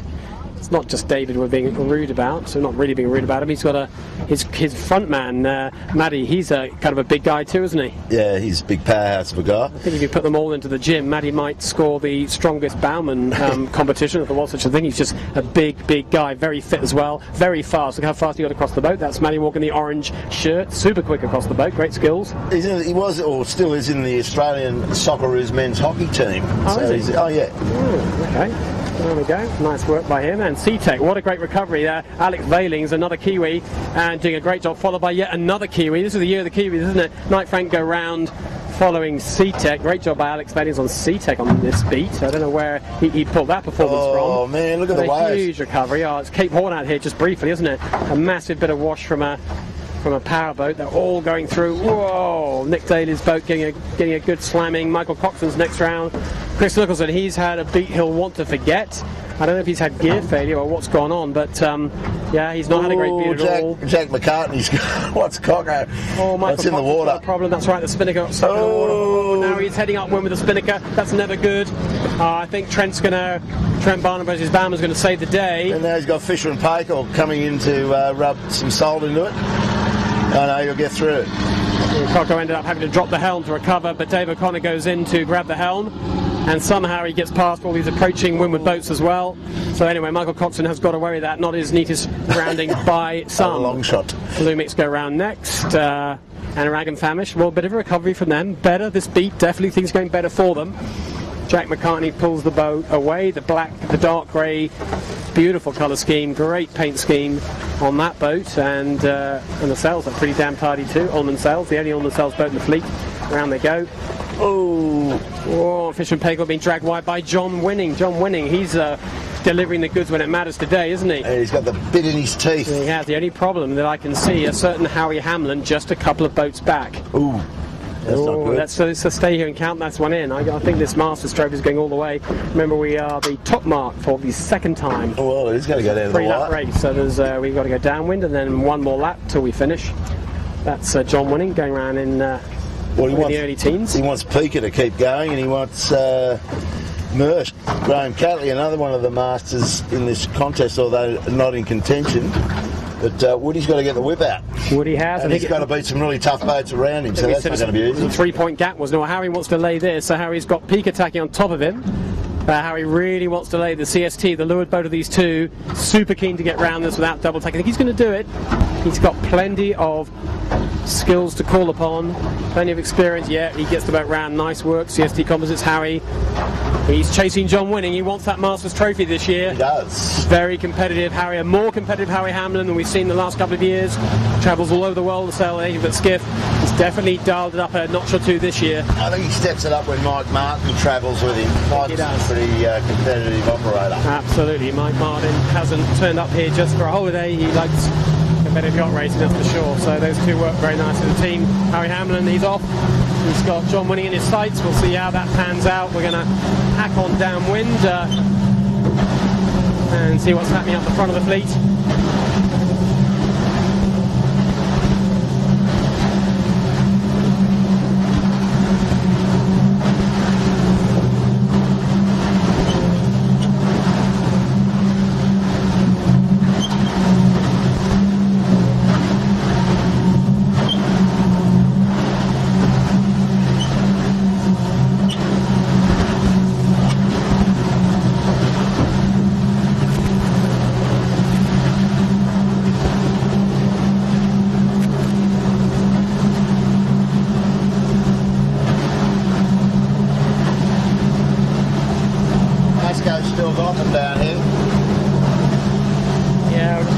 front of the fleet, we think, just to give you an update, it does look like ASCO's leading. It looks like Yamaha and Seven pretty much tied for second equal. But mover and shaker, Bob, no question. C-Tech, here we are with Alex Valings.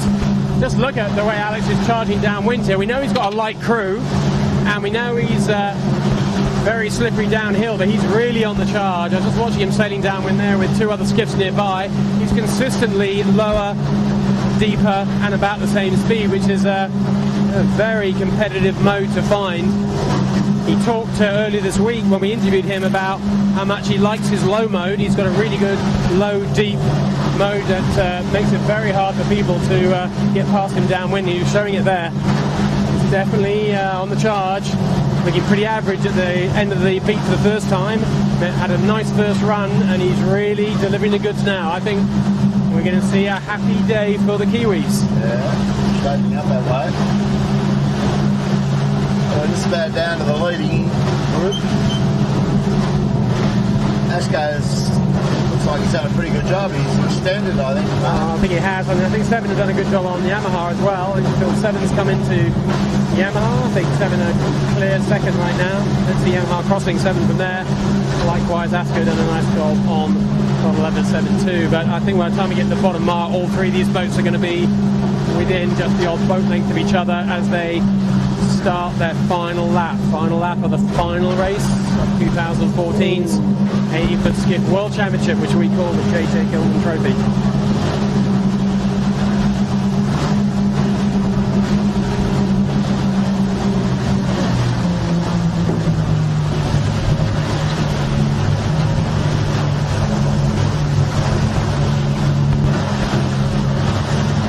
Unusual course today, Bob. I quite like this course actually. Haven't seen this one before. It's pretty interesting. There's plenty up for grabs, isn't there? There's overtaking lanes all over the place. Well, there is. There's plenty on offer both sides of the beat, and even up the middle. Smeg did there, so just got to have your convictions about how you're reading it and stick to your game plan. But, very impressed with Smeg getting in there in fourth spot. He's got a hell of a lot of chasers coming hard at him now, so he'll do well to keep them at bay. It's a great race, this one, Mark. This has been seesawing the whole time.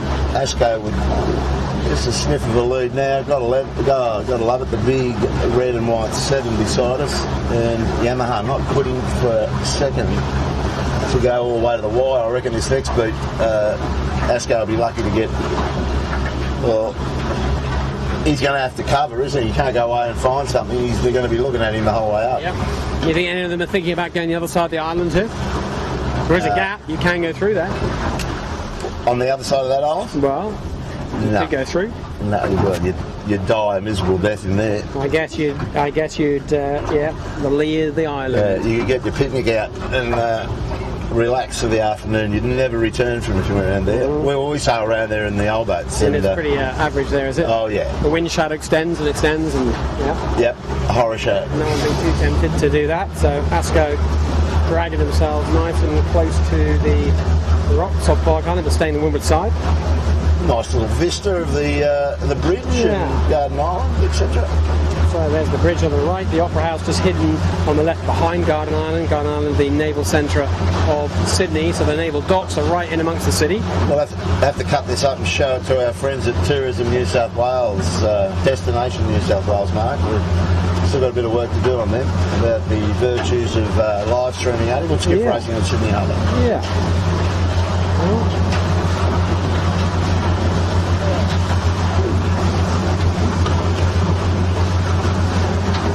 All looking pretty calm and cool on the fine Asco machine. James Doran just sitting inboard. Nice little deep mode for them. Geronimo Harrison just trimming that red chute there.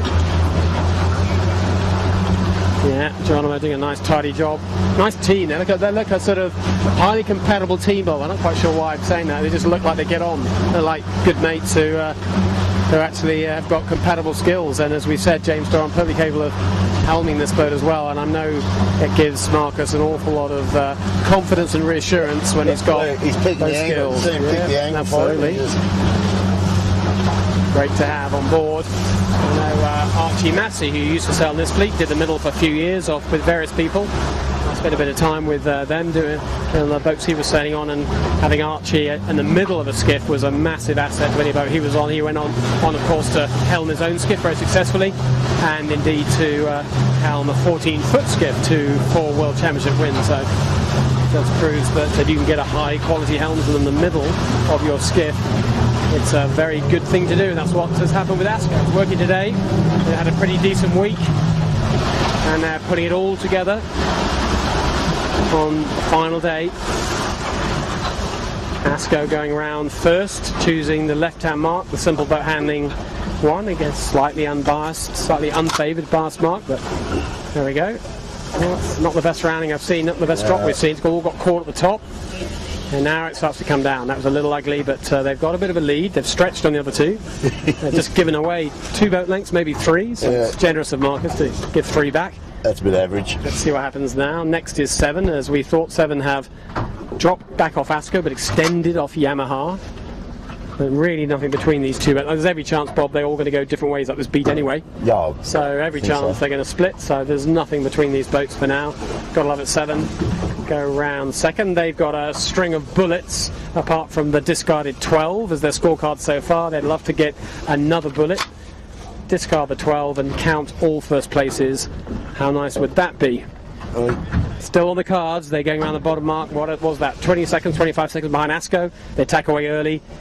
Every chance they could still win this race. That'd be a pretty remarkable performance if they could put another bullet in. But at the moment, finding ASCO and Yamaha more than worthy opponents. Well, he's going to have his work cut out now, Marcus Ashley Jones, because he's got to protect. As last time he was loose as a goose going up that other side. Yeah, you're right. Different mindset, isn't it? Yeah. Completely different mindset. Let's see how they approach it. Yamaha have maybe in the best place in some ways. They can just attack and go relative where they want to.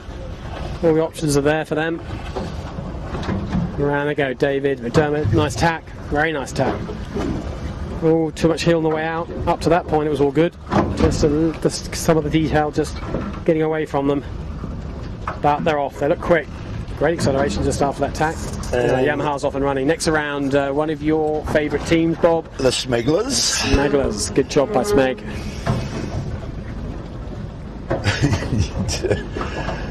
Just looking up there, David Wood having a ding-dong battle with the kitchen maker, today's race sponsor. And Mojo had a really good recovery here. They were looking, had a horrible beat. They dropped right back. They've come right back into this this group. Oh, where's C-Tech? Oh, no, she's on Port Ley line. She's the next boat. She'll be next behind Mojo. Wow. She might even get to Mojo. No, not quite. Mojo's going to cross ahead. But those two boats have had, and Michael Cox and Sterling Fisher after that horrible top mark Spinnaker hoist, they've come right back into this as well. They're threatening Pure Blonde. Well, Mojo's picked the guts out of those ships coming down. Oh, they haven't they just? Chris Nicholson, take a bow. How did you do that? Wow. He's, I mean, he equally had an awful beat, and he obviously learned his lesson, and he went the opposite way, I assume, downwind. And it's worked. And you were giving C-Tech a plug about their deep running ability. Nobody passes them, so I don't know what happened there. There you go. C-Tech, round you go. No one's going past C-Tech downwind in today's conditions, is my guess. C-Tech go round next. Here comes some heat in the kitchen. Oh, look at this. Mojo's coming up. We've got Knight Frank have had a very good run as well. They got the wrong side of that right-hand gate for ley line. Michael Coxon, a fantastic run. He's made up a bunch of places down here, so he's got his eye still on the race win that's eluded him so far all season, not just this JJ. Still possible he could win from there. There's enough left in this racetrack. It could happen. Round he goes. And David Witt, City Sidbury on the far side. The green Spinnaker going around outside Pureblood and outside Knight Frank. He won't be too pleased with that, but this is far from his favourite conditions, and he's putting on a pretty good performance considering. Rag and Famish. A little better from them, a little better, not as good as they want, but a little better. Well, there's John Winning, blue and red shirt. So where's Mr. Hamlin? Peaker's there. Mersk's there. I think that's the white shirt of Howie coming straight out. So that means John Winning's having a good day, isn't he? He's actually, John Winning, done a little better on this run than he had on the beat. Howie made up ground into him on the last upwind, but clearly downwind, John Winning's got what it takes. He's got a real challenge. He's got to get in front of Panasonic Lumix to be what he'd like to do, and Rollo in the Fisher and Paykel. So he's in front of Rollo at the minute on the F&P. So he just needs those 4 boats between him and CST to make that trophy his, the JJ Giltinan Scotsman's Hill Cup. First airing of that trophy. It was actually donated by all the crowd on Bradley's Head, which JJ Giltinan called affectionately Scotsman's Hill, because the story was that they were too miserable to buy a ticket on the steam ferries to go out and do their betting, so they carried out all their negotiations on Bradley's. And yeah, got a lot of history about that, as all this 18-foot skiff history is quite colourful, and there's some really interesting people. So how many boats do you reckon, Bob? What have we got between Yandu and CST? Higher were behind Yandu, weren't they? Yep. Right, just. Fisher and Paykel will call them level, so 1 so far. Pika makes it 2, Maersk is 3, and there's Harry Hamlin's. At the moment, Yandu would get it by 1 point. Well, Woody needs appliances to get through, Hal, or we've got a yacht in the way here. They have a go at this setup. Oh no, look at this, we've got a cruising boat who's racing and wants to go to his finish line. Oh, and round goes the skiff. Ooh, look at that. Graham Catley, some very fine skills. He threaded the needle there, didn't he? I'm not sure if there was contact or not, but a brave man going around the bow of a 25-year-old Beneteau. With no rights. With no rights and limited resources on board, I would say. So that was port starboard. Everyone's entitled to race in Sydney Harbour. They're still looking a bit dumbfounded on that. Yeah, what happened there, folks? Like, what was that boat? What was that little boat doing? Well, they were racing. We're all racing, but we're going to share the harbour, as we all know. So Graham Catley doing the gentlemanly thing, and just going round the outside of the Beneteau. What happened there, Dave? And in the meantime, Harry Hamlin slipped round the inside, giving himself a chance to make up the 1 place he needs to. But I think if they go dead level on points, Bob, then it's whoever wins today's race, I think, isn't it? Because none of them have got first, seconds or thirds to count. Yeah. I think it's the winner of today's race. Anyone at home watching this, anyone watching this on live stream who thinks differently, let us know. Get onto Facebook, get onto Twitter, let Nick know. Nick will let us know. She sits about 2 or 3 centimetres away from us, so she'll tell us exactly what it is that any of you guys are commenting on. But I think that's the way that these scores will be interpreted. Well, there you go. That's just looking over at Maersk. Mark, he's behind the island. He's in the drop zone. In the dirty air, for sure. Courtesy of the yacht. Here we are with CST Composites, Harry Hamlin. This is the man who's got to make up a couple of places to claim the Masters Trophy. A great battle he's having with John Winning. And we'll see how he goes. He's got 1 lap left. We're on the final lap of the final race for the JJ. Today's sponsor is the Kitchen Maker. Kitchen Maker is as the name suggests, they make kitchens and cabinets and all that kind of stuff. Upmarket kitchens, basically. They're based up in the north of Sydney. Great little company. Employ about 10 people. Their boss, Darren, normally sails on the Kitchen Maker, but he's injured this week. They're today's sponsor. Thank you to them for helping us bring you coverage.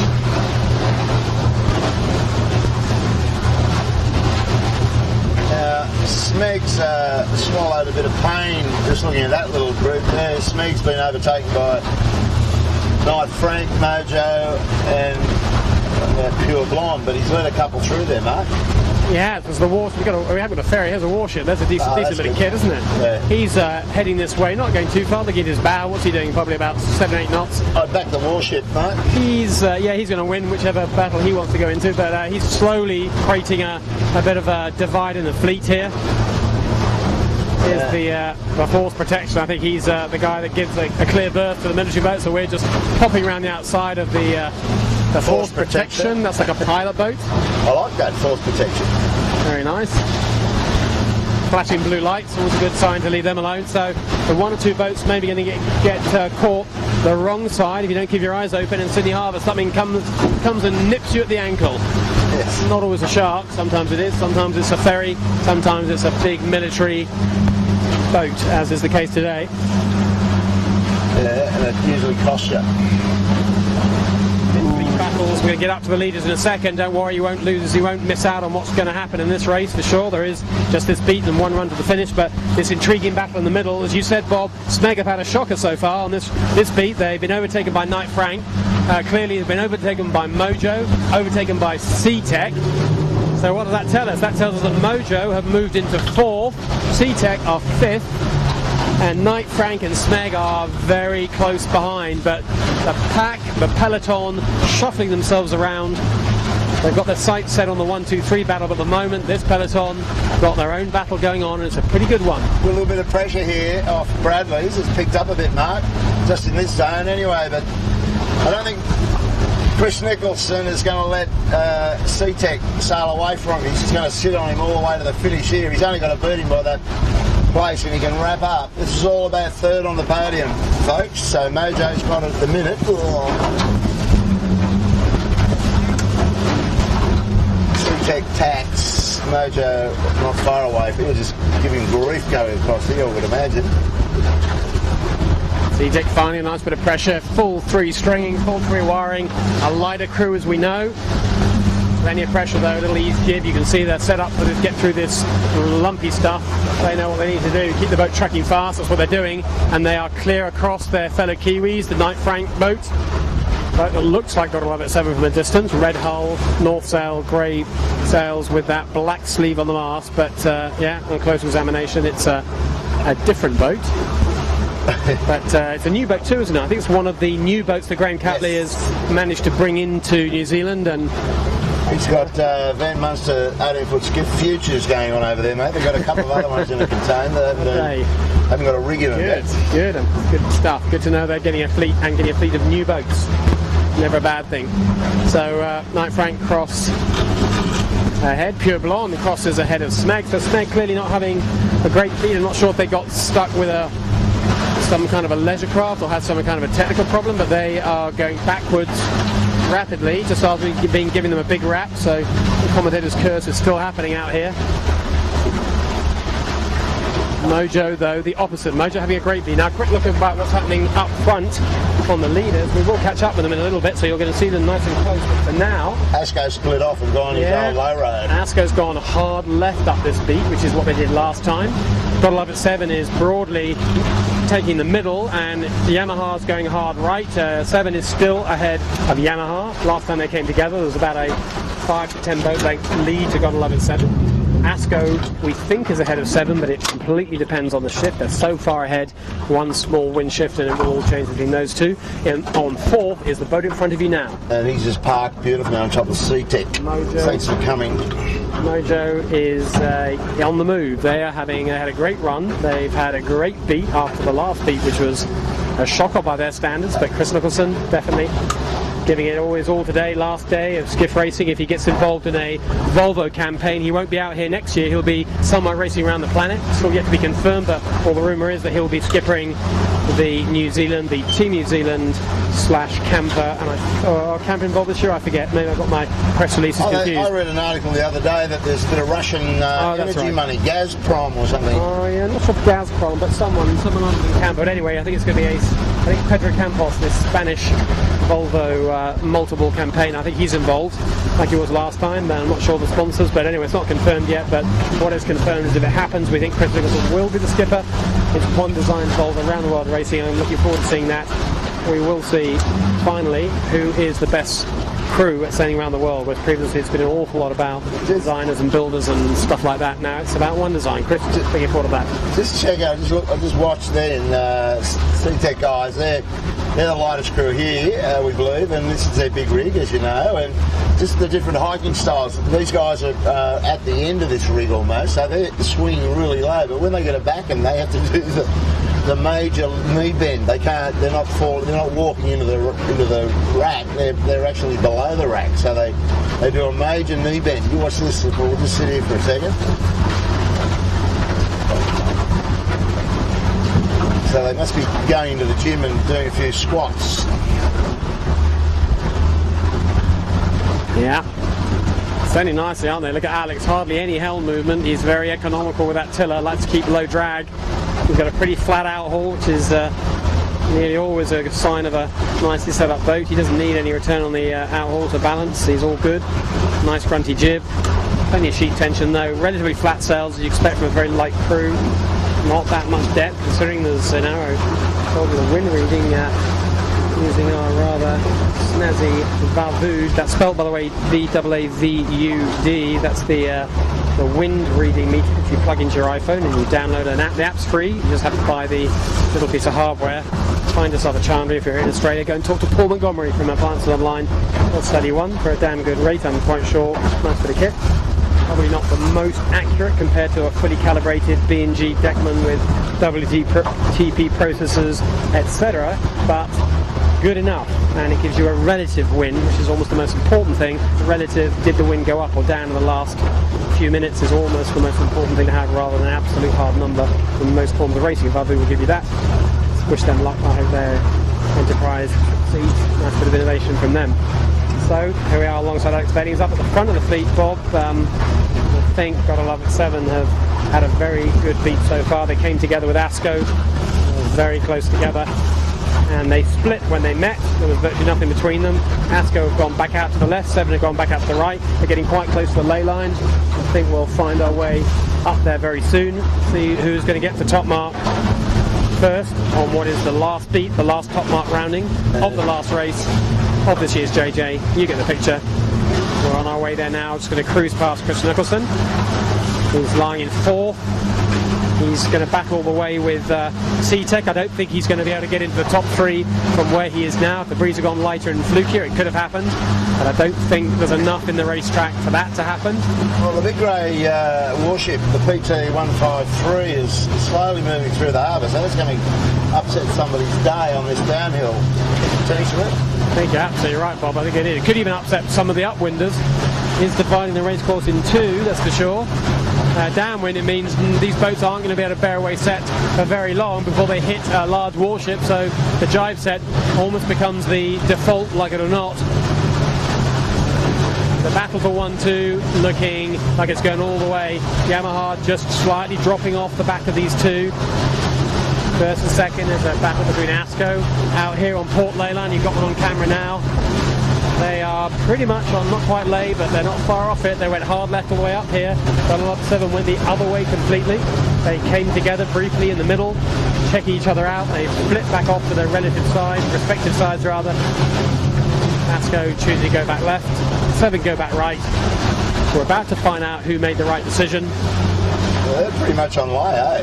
They'll go straight in and around. What do you think? Bit of run 7 had the advantage last time. Question, ASCO going back to the left to try and find a little something. I think 7 have delivered the goods. We said that a win again was exactly what they wanted to do today. It was in their grasp. They went round the bottom mark 2nd. But look at what they've done here. They've not just made a gain on ASCO, but this second little go at it, they've made a massive jump on ASCO. Massive gain out to the hard right. Taken them a couple of laps to get fully warmed up on 7. Again, not the most favourite conditions. They're still at the lightish, trickiest end of the scale. But their heads are clear today. They fancy another bullet on that scorecard. And who'd bet against them right now? There is work to be done on this run. It is just a run to the finish from here. They are either on lay or very close to lay. We're about to see. It looks to me like they're on lay line. ASCO will be hoping they have to tack to get around this, but I think they're going to lay. And they're going to have a lead of 45 seconds to a minute. What a story this would be. Didn't have the best start. Had to work very hard up the first beat. They've been picking their way through. Got themselves up to 3rd. Then they got to 2nd, the last bottom mark. Here they are, top mark for the last time. Gotta love it, 7. Already won the series. Showing the kind of form. Showing how it is that they've done such an extraordinary job in this race series. It's not been an easy one. Tricky weather. Lots of chances to screw up a race. And they've only had one poor result, just the 1/12th blotting their scorecard, if indeed they do continue to go on to win today. But you wouldn't bet against them now. Look at them heading across there on starboard.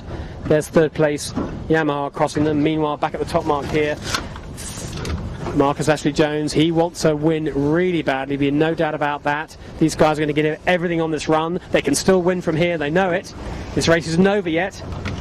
There are options. Asco proved themselves to be very fast up and down, but they're going to have to find something special to overtake the fastest boat on the racetrack, the form horse, the class act, and any other cliches you can think of. Seven tough team to beat. Oh, is he? No. So you reckon Asco would drag him over to that other shore if you could? Well, one thing Asco are not going to do is follow. Asco, James Doran, he knows there's no point following. He's going to find their own way to go here, but they've got to do the right thing. There's no point splitting for the sake of splitting. They've got to split and hope that there's something in the racetrack. Anyway, third around, Yamaha, great job by the Kiwis. They have led this race. They have been second. At the moment, they're looking solidly third, but they're going to split. They're going to split. They'll give it a go. They've got plenty of pace downwind.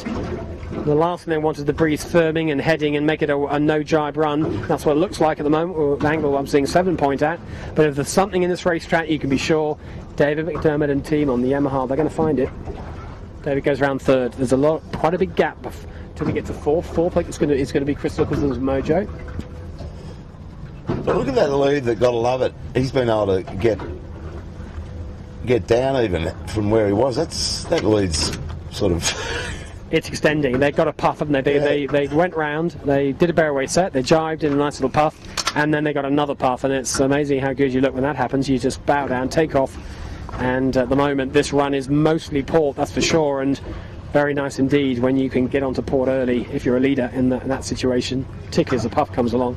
7 looking like, has anyone got any answers for them? Not so far in this series, and today again, they keep nipping away, and they don't make many mistakes. I think David Witt said that on the interview yesterday. Sure, they're fast, but they don't make many mistakes. The occasional poor start we've seen from them, but once they're out on the racetrack, they're nearly always doing the right thing, and we don't see them messing up ley lines, and don't see them having bad tacks and jives. They just keep the pressure on, and boy, is it hard to beat a boat. Doesn't make mistakes. We all know that from yacht racing. Well, they've ended up with 6 bullets. They got the perfect picket fence, haven't they? In there, they can write them down. There's certain symmetry, isn't there? Sevi Jarvan gets 6 wins in the JJ, and they score 6 bullets. If that's how it plays out, well, he's got a great little lead over C-Tech. So yeah, great job by Chris Nicholson. I mean, that's a terrific beat from him. He's right back into this. I don't think he's going to get to the podium from where he is. He's going to be 4th, and it is a series for him that hasn't really quite. The series never quite lit up. He's been there or thereabouts. Where everyone's been saying if it gets breezy, Chris Nicholson is going to be tough to beat. Great boat handling, we know, not just from him, but from his 2 crewmates as well. And they've been out training a lot in the breeze conditions, but it hasn't been breezy. As often happens, you get what you get on a race course. It's been light, it's been tricky. So Chris is, it's felt to me like he's been just hanging on, struggling a little bit, but hanging on rather than really being. Really having any momentum, so a decent result considering that. But I think had it been breezy, Bob, my guess is we would have been talking an awful lot about them. Well, you would have, and you'd probably be talking about a totally different score sheet for 7, because a lot of boats that can really ruffle them up in top end big rig and even the little rig, if it's not a nor'easter, they're very polished on the number 1 nor'easter course, as we know. But anyway, it wasn't to be. Perfect regatta. Okay, you can see the big red 7, so we're going to slide down there and just get them across the line with the roar of the crowds. By the way, the Masters Trophy just looking pretty good for John Winning from Australia right now. Just seen John Winning going around the top mark, 4 or 5 places, maybe more ahead of Harry Hamlin. But at this point in time, the Scotsman's Trophy, which is for our Masters 50 years and older, looking like it's heading to Australia this year. We'll see what happens on the run, but looking quite nice for John Winning's Yandu. Yeah, well played. He'll be deliriously happy. He gets to take something away. We've got a Manly Ferry coming into play here, Mark, just for a final flyby. Gotta Love It 7's in the zone. We will be very shortly. He's had a look, he's just driving off. Probably let the ferry turn inside. It might be the safe option here. We'll continue on into double bay, I would think. We'll get right off the stern. Yeah, and Asco and 7 going opposite ways down this run. So we got 7 who are on the right hand side of the run. If we look downwind, our leader, close-ish to Bradley's, not hard on to Bradley's, but close-ish. And in the meantime, Asco gone the other way, completely the other way. We just crossed in front of Viagogo. They're still on their way upwind. Racing along, gaining some good experience. Hopefully she'll be back next year, and hopefully with a better boat. I think you were saying, Bob, she's kind of got handed a little bit of a duck card on the boat front. She got her boat totaled by Sydney Marine early in the season. Bow pole through the side, now through the deck, so they didn't bother to repair that. Although I think Sydney Marine, to their credit, have taken the boat down, and as I saw it the other day, it was looking a little bit less aerated. So that boat might get another life. So just ranging up to the raging hot favourite who became the JJ Championship. We've been talking about them all regatta. He's having a cruisy little run down to the finish line. Asco's probably not going to get to him, and nor will Yamaha. So just a lot of class from these guys all throughout.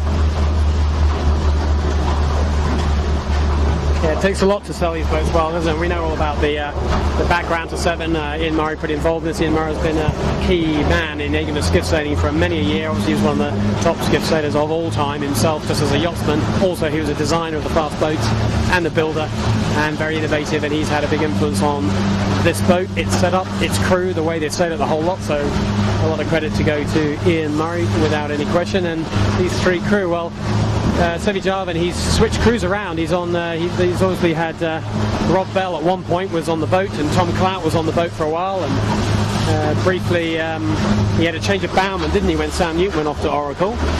Yeah, he had Peter Harris. Peter Harris did a cracking job for them last year, and Scott Babbage is the third middleman to join the boat. And where he's on the scorecard, it's Seve Jarvan, who now has got 6 JJ Giltinans as a helmsman. He's won another one as a crew, but helmsman's what counts. 6 just have a look at this Asco on the other side. Oh, you're absolutely right. Before we talk up that book too much, you're right. Look at Asco. They have rolled the dice. They've got a different breeze. They've got a massive letdown. They're both on port. Asco heading 20 degrees lower. Seven hoping they're going to get here. They get it now. They get it now. They're thinking, be patient now. They've got to come back. It's got to come to us eventually. He can't stay around the outside of it, surely. But Asco closed up a lot just in this little piece here. Seven going bow up again. So their little letdown hasn't lasted too long. Asco's still bow down, still going faster. Seven in a great position to defend. Obviously, as they're in the low lane, they can choose their moment and they can drive on top of Asco when she comes across. He's got their full attention. Yeah, but it's focused them, hasn't it? It's focused. I think Seve was just running through the winner's speech for a second in his mind there, and now he's back into, hang on, we've got a boat race to win here. And I'm just saying, Seve Jarvan, 6 as a helmsman, 7 in total as a sailor. Sam Newton's won 5 JJs, but not 5 in a row because, of course, he was off with Oracle. And with this win here, Scott Babbage has won 4 in a row on Gotta Love It 7, and this is the 3rd boat they've used for all their Gotta Love It 7 victories. They're on their 3rd hull. So anyone who's a statistician or numerologist, you can play around with those numbers in any way you want to. But 7 is the dominant number today. It's the name of the boat. It's the number of wins for Seve, and I think we'll take 7 as today's number. There's Seve heading straight for the bricks. Don't panic, anyone. He's going to jibe. Nice, get nice and tight on the rocks here. That defends the low lane against Asco, but look, Asco closed up, Bob, haven't they? No question about that. I mean, this isn't over yet. This isn't over. I mean, it's a defense, it's a match race now for Seve. He knows a bit about that. And but Asco, I just think they're quick. James Doran calling the shots on board the Asco ship, splitting intelligently from 7 and splitting in what was a good way, not just splitting into oblivion. 7 can't jibe there, I don't think. Can't jibe yet because I've just drive back in the island, but they've got space to jibe. They've got water to jibe if they wanted to. But he's bad down there before. They want to go to ley line. Now look at Yamaha, just turn right. Oh, Yamaha's come to play as well. Just when we thought this was all game over. Anyone who's watching this live, don't turn off your TVs or your computers or your mobile phones, whatever you do. You've got to watch this. This is going all the way to the end. I mean, yesterday we saw a couple of to-the-wire finishes, 1 or 2 seconds separating a bunch of boats. Well, Yamaha will keep going here. I think are they going to keep clear enough air? Is they going to get breeze forward of the island? I hope they do, because David McDermott is going to be asking a stack of questions to our 2 leaders. Set up low. He's pointing almost at the finish target on port. He got a lot of traffic here. He's going to be coming back at them on starboard after he jives. All he needs is a cheeky little puff out of Rushcutter's Bay. Don't go in there too far. Or he could have something to say here. Asco jives simultaneously on top of Gotta Love It 7, just off to the right, Peter. Just bring them into shot as well if you can. This is going to be super close. I think it's just a little too late for Yamaha. Kiwi crowd, keep excited, lads, wherever you're watching this from in New Zealand. It could yet go your way. This is great action. Gotta love it, 7 being made to work for this series. Is Asko going to spoil the party, spoil the numbers? Asko getting a roll on 7. The simultaneous drive was the absolutely the right thing to do for Marcus Ashley-Jones. He gets a letdown. 7 can't believe that for once the luck isn't going their way, but great tactical sailing by Asko, making it very hard for 7. Now 7 trying to ask their own questions, looking to drag this race to a high lane, because the moment is Marcus going to lay, or will Marcus have to jibe? Marcus Ashley-Jones desperately looking for depth here. He doesn't want to jibe. There's the finished boat, the blue boat, and the pin is to the right. Oh, don't jibe yet, Marcus. Oh, he is jibing. 7 have gone, so actually he's safe to jibe. I thought 7 would have gone all the way to the ship there, all the way to the finished boat, but they didn't. Marcus has got control of this. He's got to get back. And now Yamaha's coming across as a port starboard. Yeah, it's a port starboard. 7 in the call starboard, make Yamaha jibe away, which they do. In the meantime, Asko have crossed the line. It isn't the perfect 6 for Gotta Love It 7. It's awfully close to that. But, well, there we go. That's yacht racing for you. Asko, what a great performance. They never gave up here, Bob. We were writing them off, weren't we, all the way down this run. But Marcus Ashley-Jones, great work, mate. Awesome finish. And a great competition by Yamaha from New Zealand. They ran series leaders super tight at the end there, pushed 7 all the way to the line, but 7 end up crossing the line in second. That's a counter, to put it mildly. Yamaha crossed the line in third. Great job by Yamaha from New Zealand. But Gotta Love It 7, whichever way you look at it, the dominant winner of this regatta. They get 5 bullets, they get 1 second, they discard a 12th.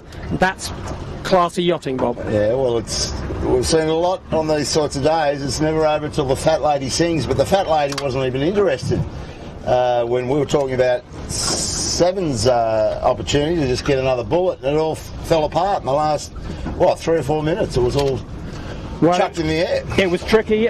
Just the sense of the fat, like in the way that we'd kind of decided this race was over, 7 had won it, he kind of got the feeling that they thought the same too, and Asko just found a lovely puff. They created enough separation, but a bit of leverage, and if something went their way, it could work. Well, something did go their way, but they had to make that opportunity, and I've had the feeling all day long, we've said it before, but it looked again, Asko had a click of pace all day long on everyone, even against the red-hot Dream Team on Gotta Love It 7. Yeah, there you go. And downhill especially, they really had their race faces on. Yeah, that was smart yachting, wasn't it? I think the way Asko lined up the island there, I mean, 7 did the right thing, went nice and close to the island, best job at defending, but Asko went along past the island and then found a bit of pressure, got their bow just inside 7, simultaneous jibed, executed a terrific jibe and managed to roll the leader. That is a very hard position to defend. That's what happens, the leader, it's hard to defend. I don't know what other options 7 would have had. We'll talk to them later on. Arguably they could have jibed a little earlier, forced the game earlier, and then had a chance to jibe back, but tough one to defend from where they were. Well, Asko's gone off out of the JJ and takes a heat where nobody else can say that. So. No one else has got a win. So the 2 red boats in the end. Asko was Gotta Love It 7's hull from last year, so certainly the lineage proving to be successful again. Mojo, great job these guys. Yeah, They've Chris just Nicholson, well done. Split them up on this last run down here. Mojo Wine, excellent day from these guys. As I said, I think this is the last time we're going to see Chris Nicholson for a while. I strongly suspect and hope for his sake that he's flying around the world at high speed, leading, winning. This time next year, well, he won't have won the Volvo. He could be leading it. Hopefully he will be. But obviously they haven't even got the thing confirmed, haven't launched the boat, haven't started sailing.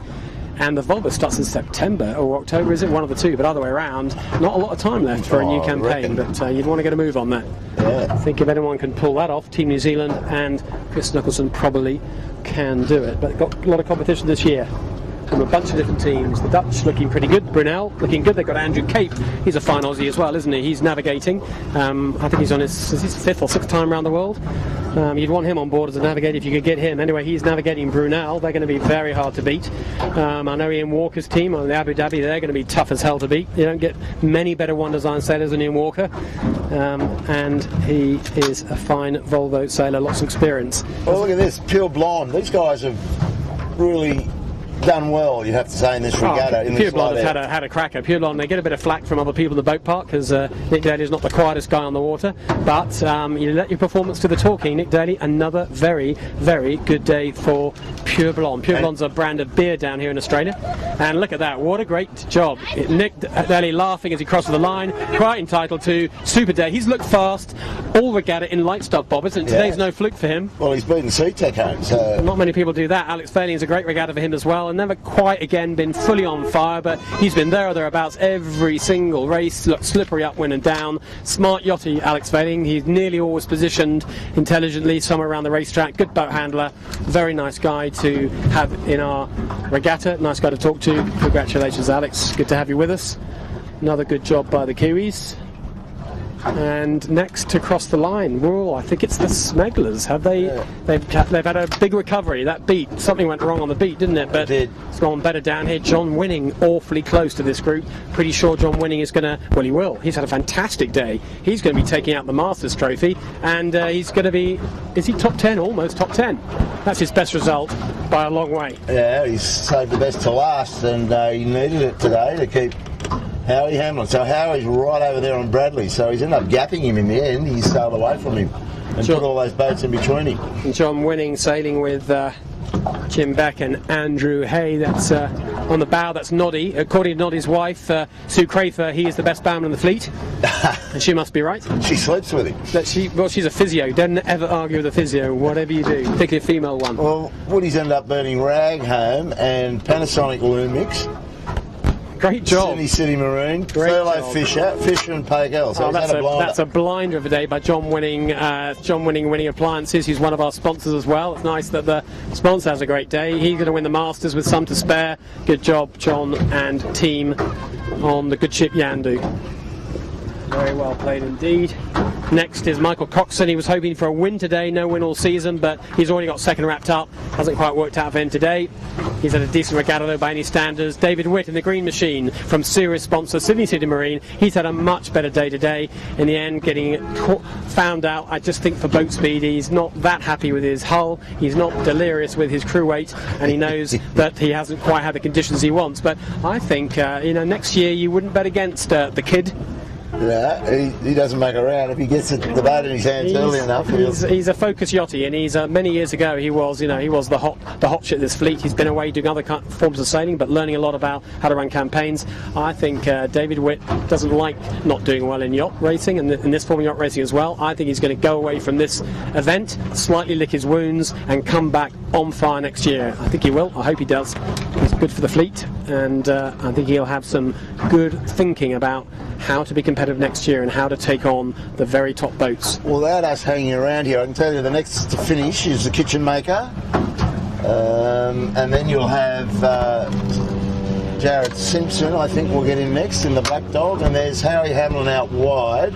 The way back, isn't he? The Kitchen Maker crosses now. That's today's sponsor. Thank you, Kitchen Maker, for supporting our race today. Final race of the series. That's Sir Will Phillips on the helm, Malcolm 2 Golds Page in the middle, and Cameron McDonald tidying it all up at the front. And a mad dash for these last places. Look at this. We said we'd have a photo finish. Well, we've had a couple. Look at this one. I think is it Pika in the middle? We've got Jared Simpson. There's 2 Brits fighting it out at the leeward end on the Black Dog, the Red Bow. 3 Brits. Here's Simon Nern. 3 Brits flying for the line. And in the end, Pika gets it, followed by Jared, followed by Simon Nern, who loses his cap in that jibe. I can see it floating in the water. That's the Sydney's. Well, we might even see if we can fish it out and do our bit for Harry's got his hands full getting to the... Oh, Harry's got the wrong side of this lay line. Unfortunately, a bit of breeze came in. That's why these 3 guys sprinted over the line, and Harry just the wrong side of the lay. He would have been in great shape if it was light and tricky, but it wasn't. And that maybe has been just the story of today. Hasn't quite gone the right way for him. He was 3 points ahead of John Winning. And unfortunately John Winning has finished 7, 8, 9 places ahead, so in the end Harry not getting the better of him. But Harry's had a great regatta. I think Harry would have enjoyed this week. He's been very competitive in the light to medium. We know he's a great heavy air sailor, a San Franciscan. Nothing wrong with his heavy air boat skills, but he hasn't really had the conditions he wanted, but he's been competitive and another great asset to this fleet. Well, you know what happens now, Mark? This is the traditional pinning the pennant on the halyard, spinnaker halyard of the winner. Gotta love it. So this is all starting to wind itself up. I've got gotta love it. 7, I think, Peter, you're onto him, just in front of us.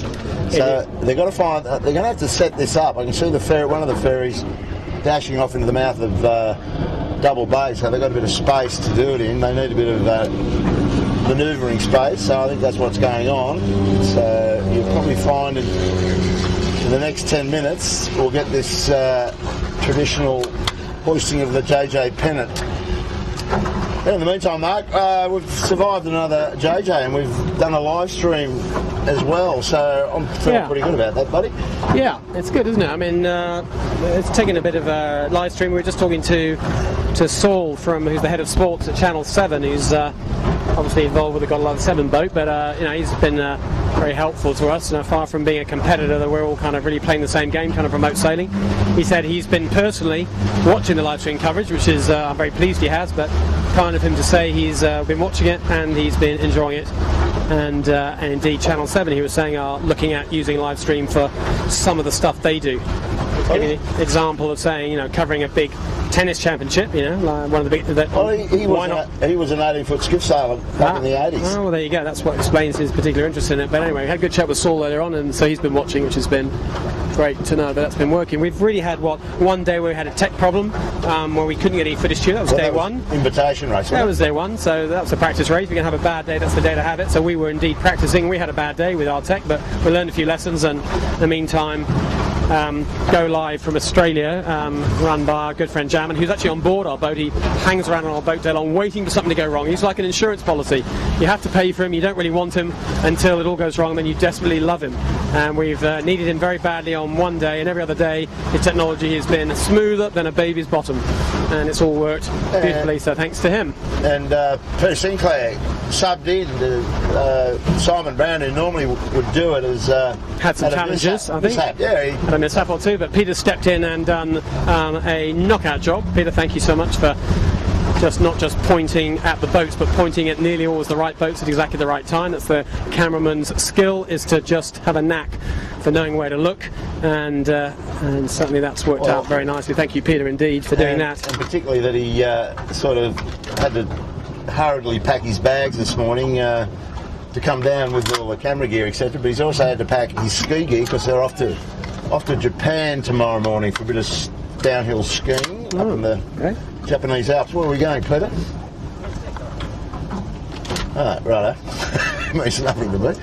Someplace in Japan. Someplace in Japan. And the final important part of our jigsaw here is Nick Douglas, who's been tweeting her little heart out and Facebooking that Facebook thing that Bob was struggling with a few minutes ago. That's they probably won't catch on anyway, Bob. I don't think there's any future in social media or Facebook, so no need to get your head around that too much. But no, Nikki, thanks, Nikki, for helping us promote what we do and make it easy for people to interact. Lots of feedback. She's been handling the feedback and telling us little bits and snippets that we can use on the boat and briefing us after each day with the broad feedback. And we've been listening to each and every one of those comments and help and amending where we can within the limits of what we can do.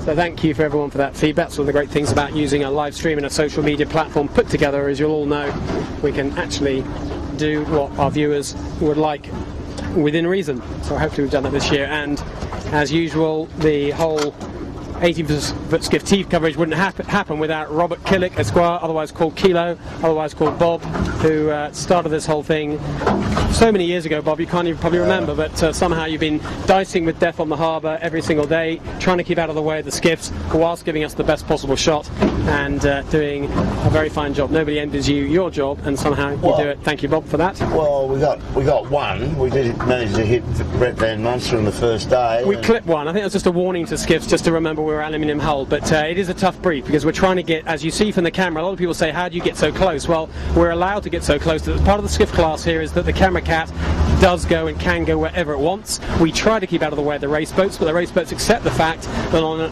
the rub of the green is that on any given day we may get in their way, but on another day we probably won't. We don't pick on anyone, it just happens how it happens. But our brief is be in the best place, the best possible shot, and the sailors are pretty mature about it most of the time. A few times they get angsty, but that's fair enough. We try and keep out of the way and get the best shot, and that's the way the system works. It works really well. So what's going on? We've got the Royale. It's ferry. Oh, there's the other ferry over the other side. They're set up right on Point Piper. Yeah, so two ferries, what they create a little bit of a alleyway, don't they, I think, and they, or maybe one hands the flag and one watches. I forget exactly how it works out, but we know who the recipient of the flag is going to be, that's for sure. That's Croaky Crichton will get a good view of this. It's right in the front of his house. That's right, Neville Crichton. Some people know that name. He's a very well-known yachtsman. He's actually a Kiwi, funnily enough. He's lived in Australia for a long time, and he has a series of very successful race boats called Shockwave, and he's got a rather nice motorboat called Como. I think he's just launched his new one, in fact, 40 metre fedship. Yeah, he had a pretty quick rake or Pew 100-footer too, called Alfa Romeo, as I recall. Yeah, he had the Alfa Romeo. Well, that's right, it was Shockwave originally. Then he picked up the Alfa Romeo sponsorship deal, so it's called Alfa Romeo. It was a sister ship to Wild Oats. They had a few good battles, and he's had a bunch of other very successful race boats. He had a Far 40 a while ago. Came equal first in the Far 40 Worlds.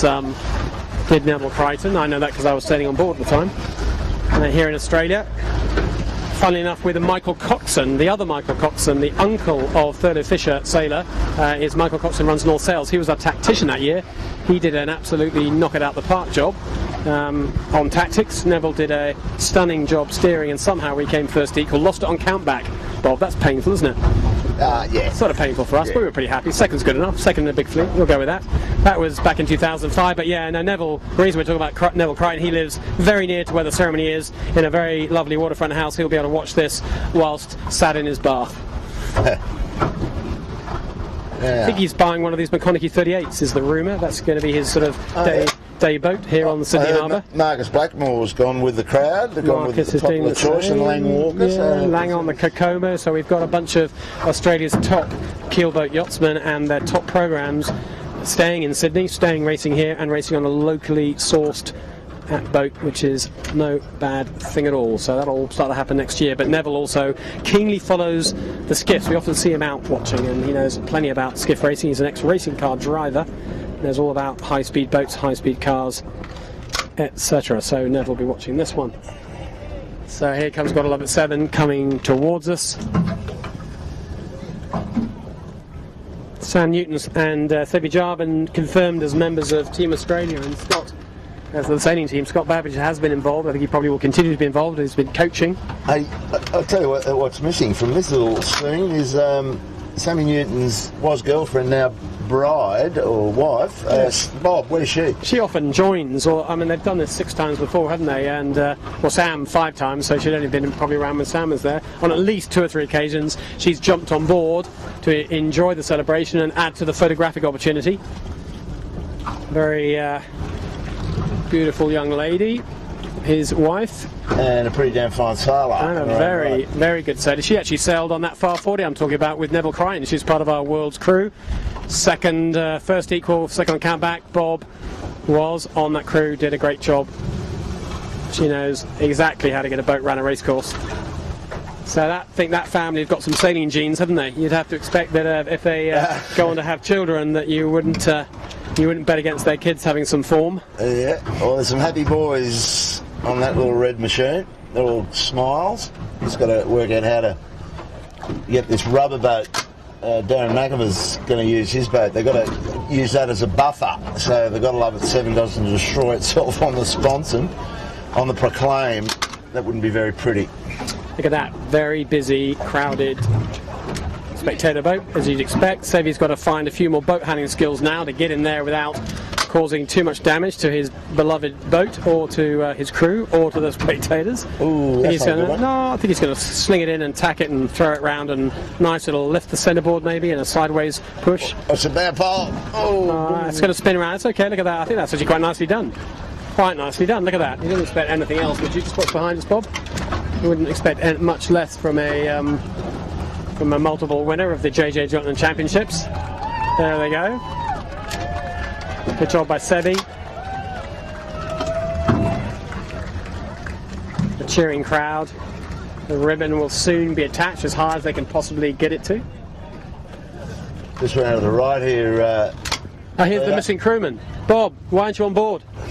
Just over here, Peter. Just have a look. Beside us in the rib. We got. Here is Mrs. Newton, who's normally on board the skiff at this point. There she is, waving. The crowd cheering.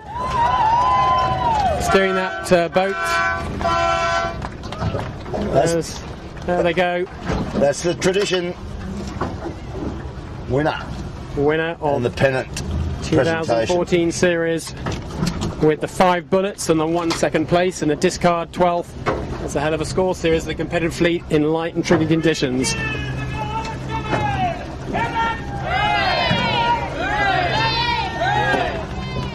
And second overall, that was Michael Coxon leading that little 3 cheers on the Thurlow Fisher ship. Just behind us here, Coco's nice, uptight, close and personal. Coco, nice job, second overall, mate. Didn't quite happen for you today, but they're pretty good, that red boat, aren't they? They are, very good. Very slippery, yeah. Lucky we didn't have to worry too much. So, You're going to have to deal with... under fault though, so it's good. You're going to have to deal with James... You're going to have to deal with James Doran this evening. You got him. They got him at the end. No way. Yeah. On the line. Yeah, it went down to the wire. It was a great finish. Yeah, just updating Coco. Of course, they're a little bit further back. They couldn't see the finish. We all saw it all happening right in front of us. But of course, anyone who was in the top 3 probably doesn't know who crossed the line first. That will be a little surprise when they go in, but doesn't affect the outcome, the final outcome. I don't think Seven will mind too much. Said he's got a beer in his hand, not for the first time today, I suspect. There goes the first beer. Scott, he's gone early on the beers too. He's usually the last one in the bar and usually the one making sure the boats are all sorted and packed away, as does Sam. Sam works on the boat a lot as well. A bottle of champagne. Sam's gone big early. Nice to see them getting into the drink straight away. And they're going to have a few people that will help them, I think, lift the boat ashore and will help them de-rig the boat. They can concentrate on enjoying and saving every moment of this historic and unique victory. Historic, it's 6 times a JJ Giltinan champion for Seve Jarvin, equaling Ian Murray's record. 5 victories for Sam, 4 victories for Scott. That's a lot of caps, isn't it? A lot of medals, if you like, Bob, to have on board one boat. Well, they just, got used to calling them the dream team, and it's pretty hard to call somebody a dream team unless they're dominant beyond peer. So, and they certainly are, and all the rest of the skiffs hanging around. It's a tradition of the fleet, a nice tradition that when the winner gets the pennant, the rest of the fleet don't all rush ashore. They actually all hang out here and watch and clap and cheer, and it's a delightful tradition of the 80-foot skiff class.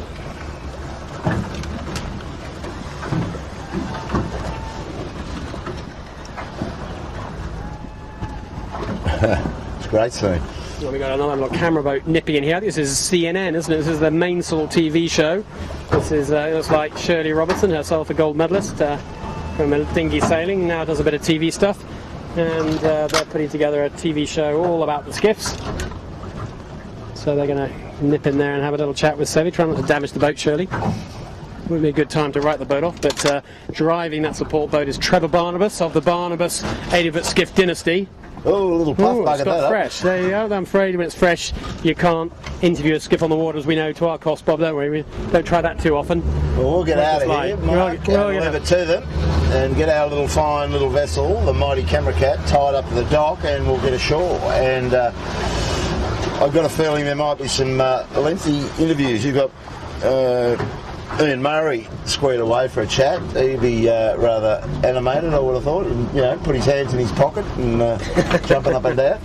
Yep, we're going to have a chat with him for sure. So I think we'll get ashore. We'll let Seven finish off their celebrations on the water. They'll be ashore soon, and when they do, we'll be talking to them, and we'll be wrapping up this series, trying to get an insight to what happened on the final day. Of course, in the end, it all came down to, if you look at today's race, a great battle between 3 boats. The Yamaha in the end ended up 3rd, but they led for a long time. In the end, Asco and Seven had the measure of them, but that last leg, it looked like it was Seven going to win this and complete the fairy tale story. In the end, Asco had other plans, sailed a stunning last beat, got all the tactics right, got a click of luck, masses of boat speed, and that was enough to win the race by the odd second. Well, I've got to tell you, Marcus Ashley, James Doran and Geronimo Harrison are going to be probably the most inebriated people at the presentation tonight. They will be stoked in that. They will be stoked, that's for sure. And I'll be making sure that there's no shortage of cold beer to accompany them tonight, but they deserve that. Great job for them. Good finish. It's funny how when you finish a regatta well, you get very keen about next year's campaign, so no question that ASCO will be particularly able to spring in their step tonight and will be particularly making bold plans for next year, I suspect. But great job by Marcus, who's been on the improve all season and always had the pace and showing a lot of skill and composure today. Nick's just saying she got the old iPad ticking over there. She's got somebody in Vancouver. Yeah, there's a bunch of people in Vancouver watching, and they've given us. There's a bunch of people in Vancouver who are watching, and they've told us fabulous job by live streaming team Bob, Mark, Peter, the cameraman, and social media with Nick. Thanks from everyone in Vancouver. It's amazing how a bit of flattery goes a long way, isn't it? All they have to do is say something nice, and we actually give you a shout out. Yeah. There's a small bit of coaching to all you people involved in responding. Just say something nice, and much more chance we're going to read it out. Anyway, Nick, can you find us something? Let's balance the books. Find us something, a little bit of somebody give us a bit of a hurry up. Nobody today. Nick's saying nobody. I can't believe that's true. Not today, yesterday. So you're going to Vancouver, I'm going to Akaroa. I take Vancouver. You're going to Vancouver? Vancouver, that's a great city, isn't it? Lovely place. Very keen on Vancouver. I did get stopped in the street almost yesterday after the event by someone who said, do you want some feedback? And I went, yeah, sure, happy to have some feedback. That's usually the beginning of when you know something bad's coming your way in this game. And anyway, the input was that apparently on the day that God Love It 7 did poorly, that we shouldn't have talked about them. Because we shouldn't have talked about them, I think, basically. So we had a slight difference of opinion of that. You can't really take your eyes off Gotta Love It 7, is my view. And when our clear favourite and series leader is in an unusually deep position, it has a big bearing on the outcome of the regatta, and I think you have to follow them. Anyway, that was the view we took. We're not always right. That's just the way that we roll, Bob, isn't it? And fortunately, we're lucky enough to be allowed to do it our own way. And it's a bit like Usain Bolt falling over before the finish line. Yeah, you sort of want to talk about that. So look, I apologise to the person who I made those I just told the truth, which is I had to follow something because I thought it was important. But anyone who don't agree with us, then that's fine. We can all agree to disagree, but that's the way that we roll. There we go.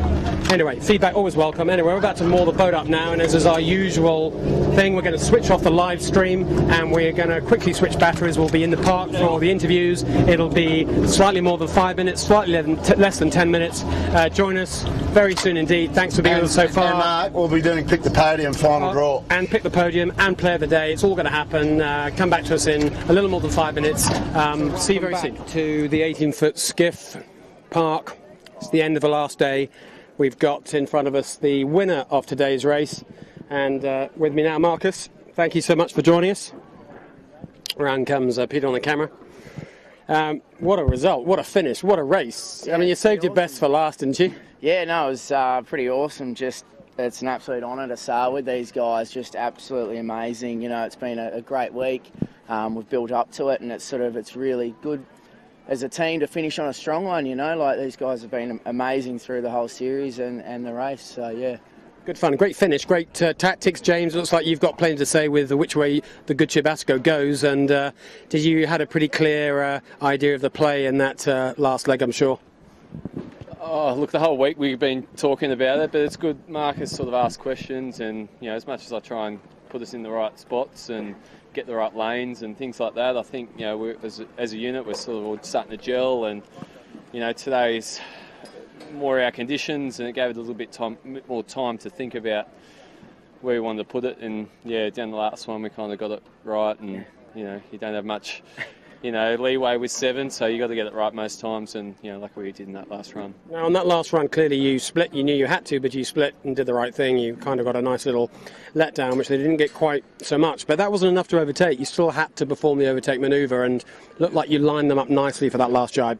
Yeah, we were talking about as we were coming into Clark Island there, and we sort of said we've got sort of left-hand pressure and we've got to run down the shore and leave it late, and we did. And obviously they jibed on our nose, and you know, we just said, look, we've got to soak here, and then as soon as we sort of hit the lay, let's jibe. And you know, we were lucky to roll them and got a bit more left-hand breeze, and yeah, got the win today, which was great. But Jezza did really well down the runs, and showing the love today, aren't you? You're bringing them all in. Geronimo, hey, congratulations, mate. Yeah. Yeah, so we said to Jono on that last drop, you know, last time up, we said you just got one more drop for the series, and there was knots in the boat, and we made it a tough one for him, but he did brilliant today, so all credit to him. Physical job at the front of these boats, isn't it, for sure? Can you ever be fit enough?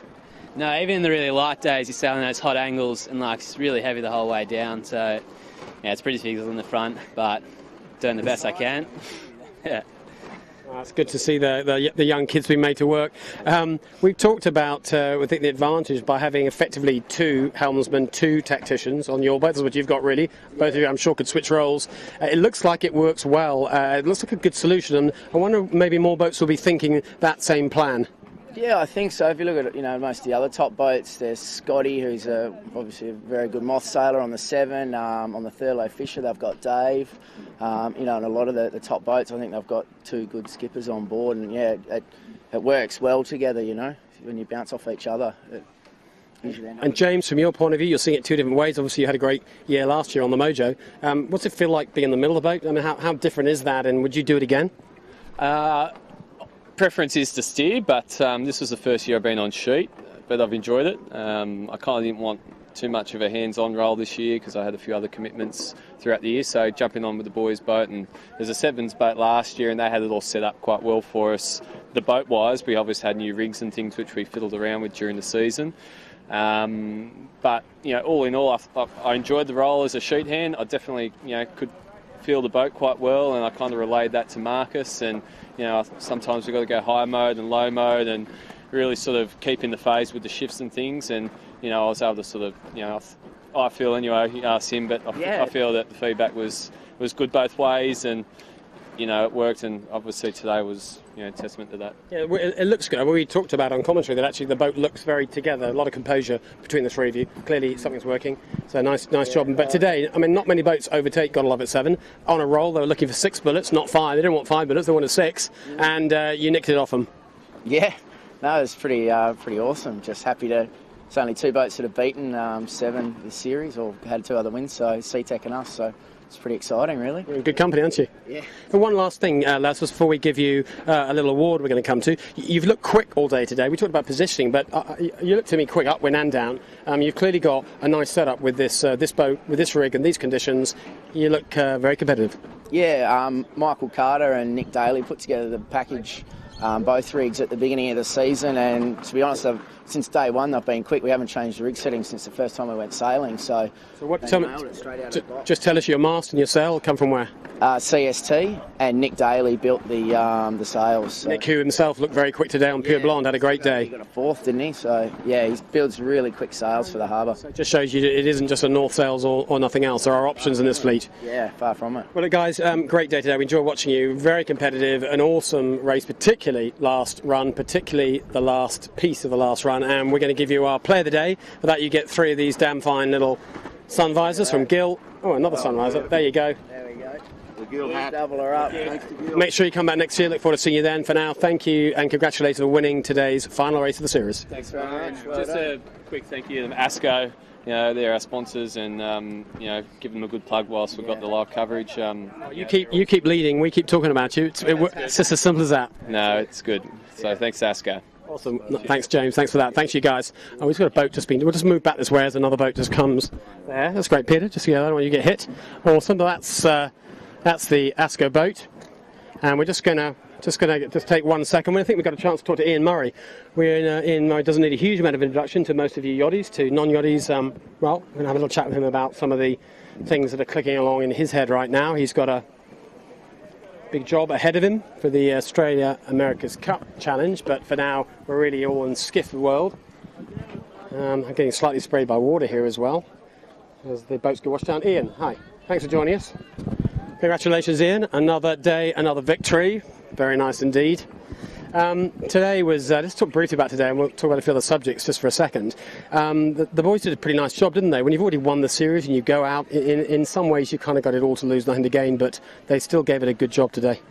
Oh, look, they're racers. They go out, they want to win, and they hate to do anything but win. So, yeah, look, I think we've seen a lot of improvement in the 7 guys in the lighter breezes. We've all known it's been a bit of an Achilles heel.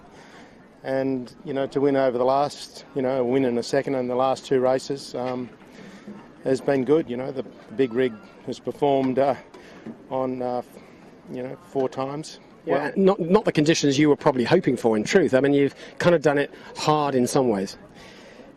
Yes, they've earned their championship. The guys have really sailed well this week. I think today was a good example. Yesterday, they weren't particularly fast or faster than any other boat, and they earned what they got. A quick question about rigs. Everybody has a sense of feeling that on small rig conditions the boat's untouchable. Pretty quick on a big rig, but untouchable the small rig. Two quick questions. Number one, do you know why the little rig's so good? And if so, can you tell us? And secondly, why has the little rig not got a sleeve if it's all about aerodynamics, whereas the big rig does?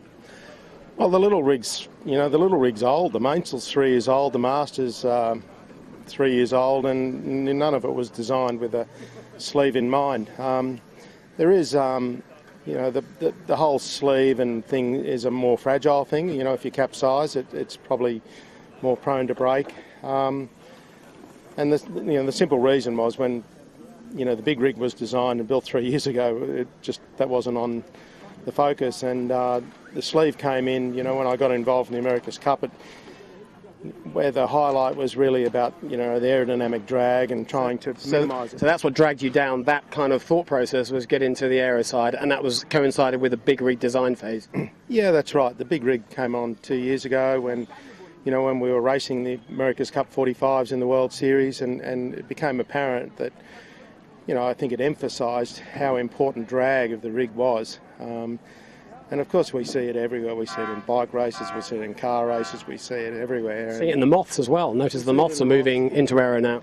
Yeah, so I think we're all beginning to understand the aero side of it a lot more, and the advances in the rigs and bits and pieces. It's much more complicated rig to sort out, and it's taken us quite a long time to get our head around what we're doing. And of course, I couldn't help myself and tried to reduce the drag more by getting rid of a set of spreaders and change the tube diameter, and so there's been quite a learning curve with the mast and the rig. And just the small rig, just briefly, do you know why your small rig performance is so superior? Well, look, when we designed it, we specifically did things that we thought would be good and obviously have been good. So, we wanted the rig to be responsive. We paid a lot of attention to the sideways bend of the rig. Not too many people look at the sideways bend, but just getting the laminates for the sideways bend and coupling that with the rig tensions and then, of course, matching the sails is important. An engineering-led approach in many ways. It has been an engineering-led approach. We've put the time in and have actually engineered the rigs properly and done proper assessment of what we were going to get. So now, as well as looking after the 7 team, you've obviously got a new job, CEO of Australia's America's Cup Challenge, which is recently launched, and it's kind of the cat's out the bag, has been out, I guess, for a while. You were running the America's Cup, head of ACRM, up to this point, so you've kind of switched sides in many ways. Just briefly, just talk us about how and if indeed this skiff programme fits into your America's Cup Challenge. Clearly, 2 of your crew here are part of your America's Cup team. Are they going to be allowed to sail a skiff? Are you going to rotate crew through it? Is this part of your plans, or is this going to become potentially a distraction from the main game?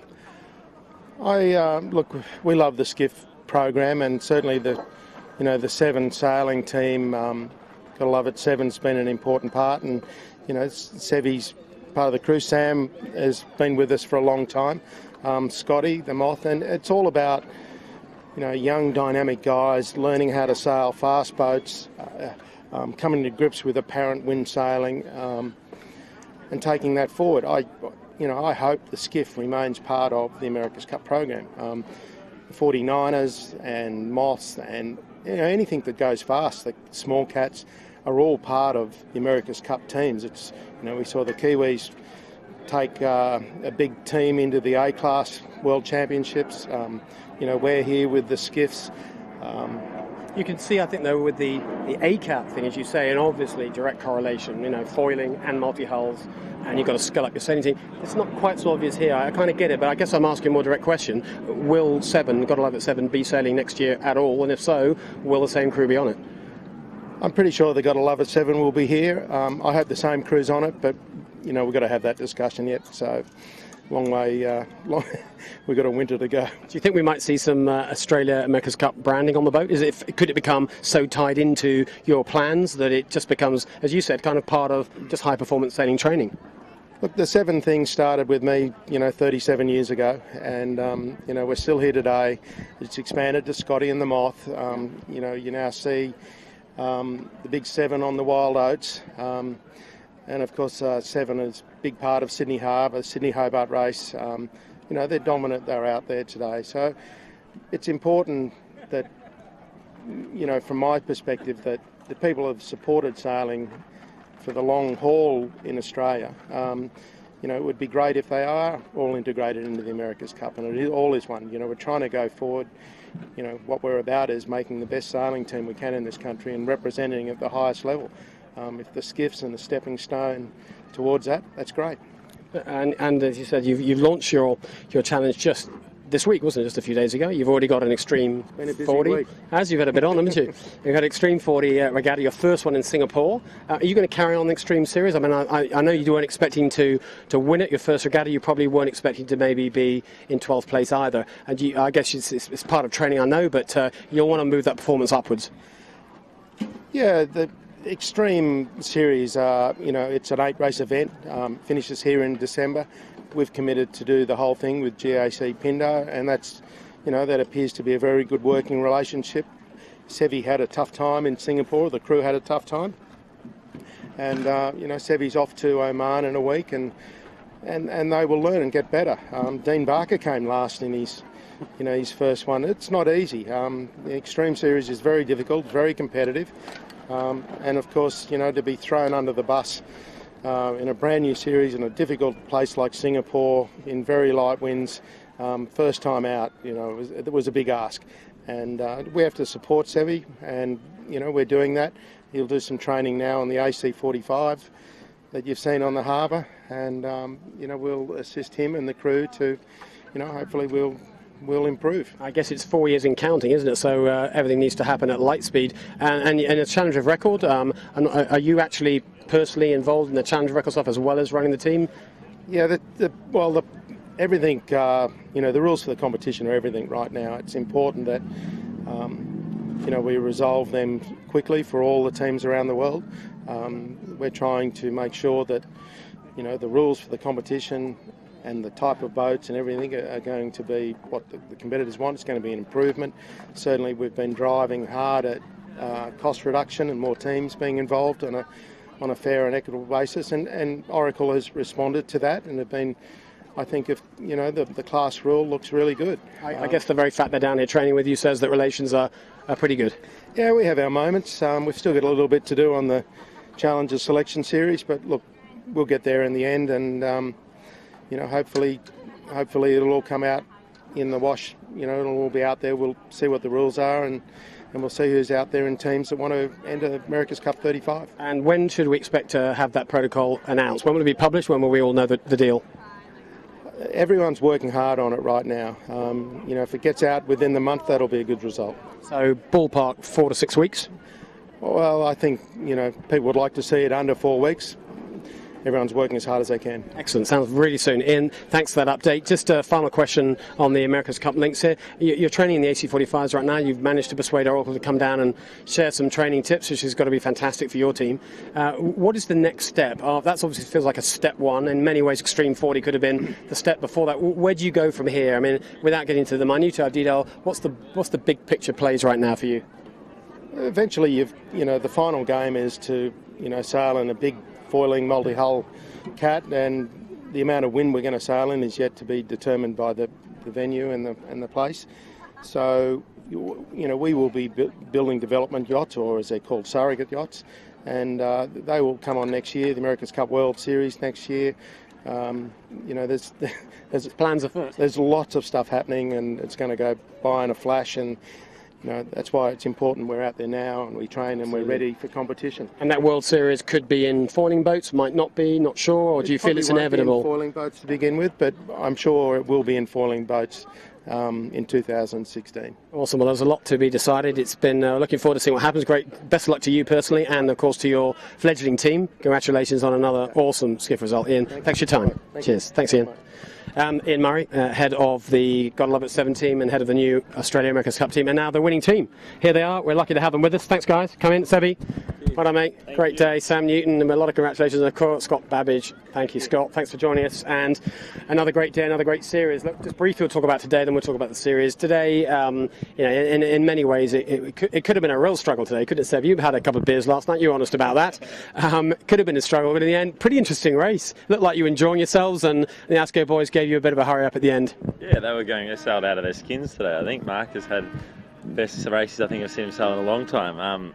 It was a tricky day, and we haven't done that course for a while. I think we did it once 2 years ago or something, and it's those courses, the results are like this, so it was good to get away in the top pack.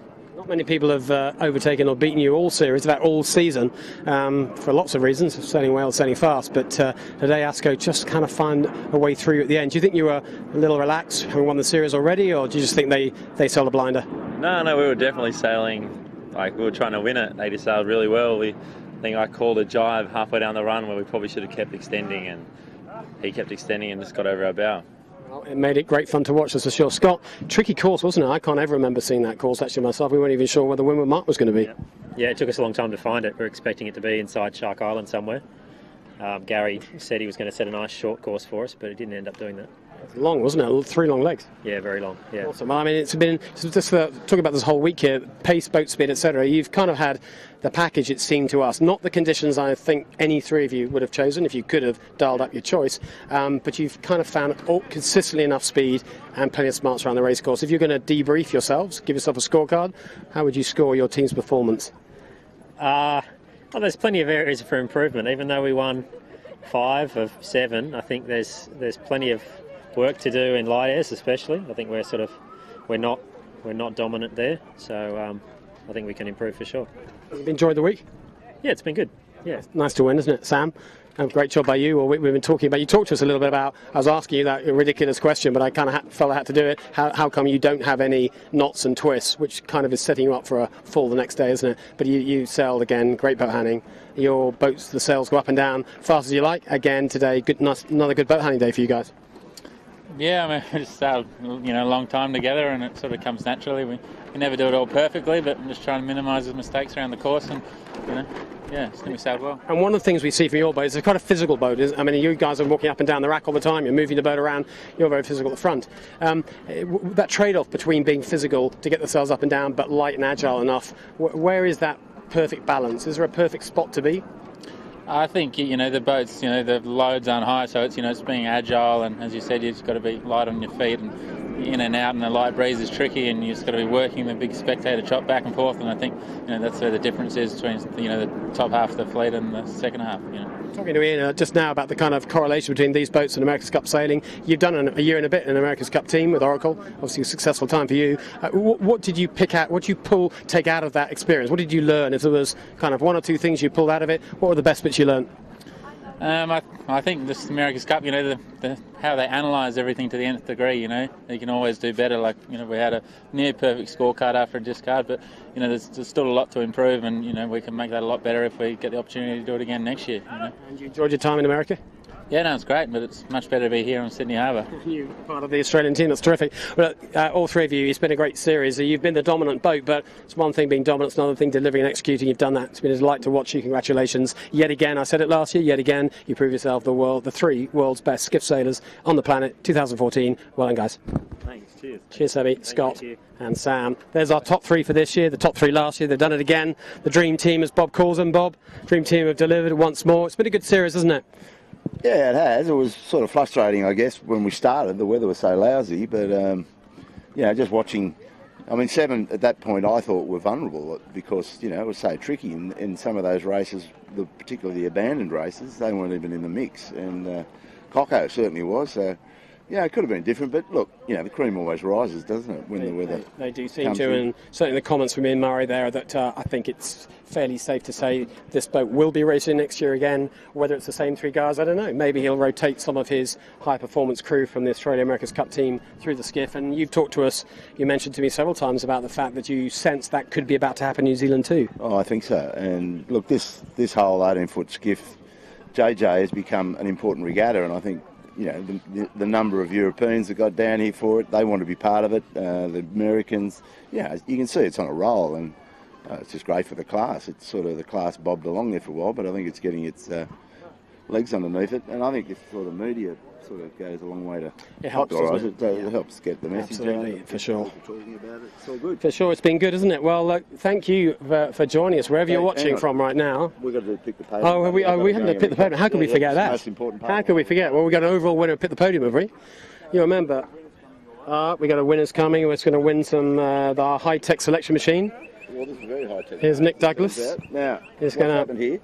We've got there's 8 winners in here including the invitation race. Those that were lucky enough to win it on their own. There was about 3 perfect podiums, and the others were scungy, I'd say. They only got 1 to get it, so there was a lot of stuff out of the hat. So this is the draw for this top prize, or? No, this draw is going to be for there's 3 prizes. 3, 2, 1. So is this third?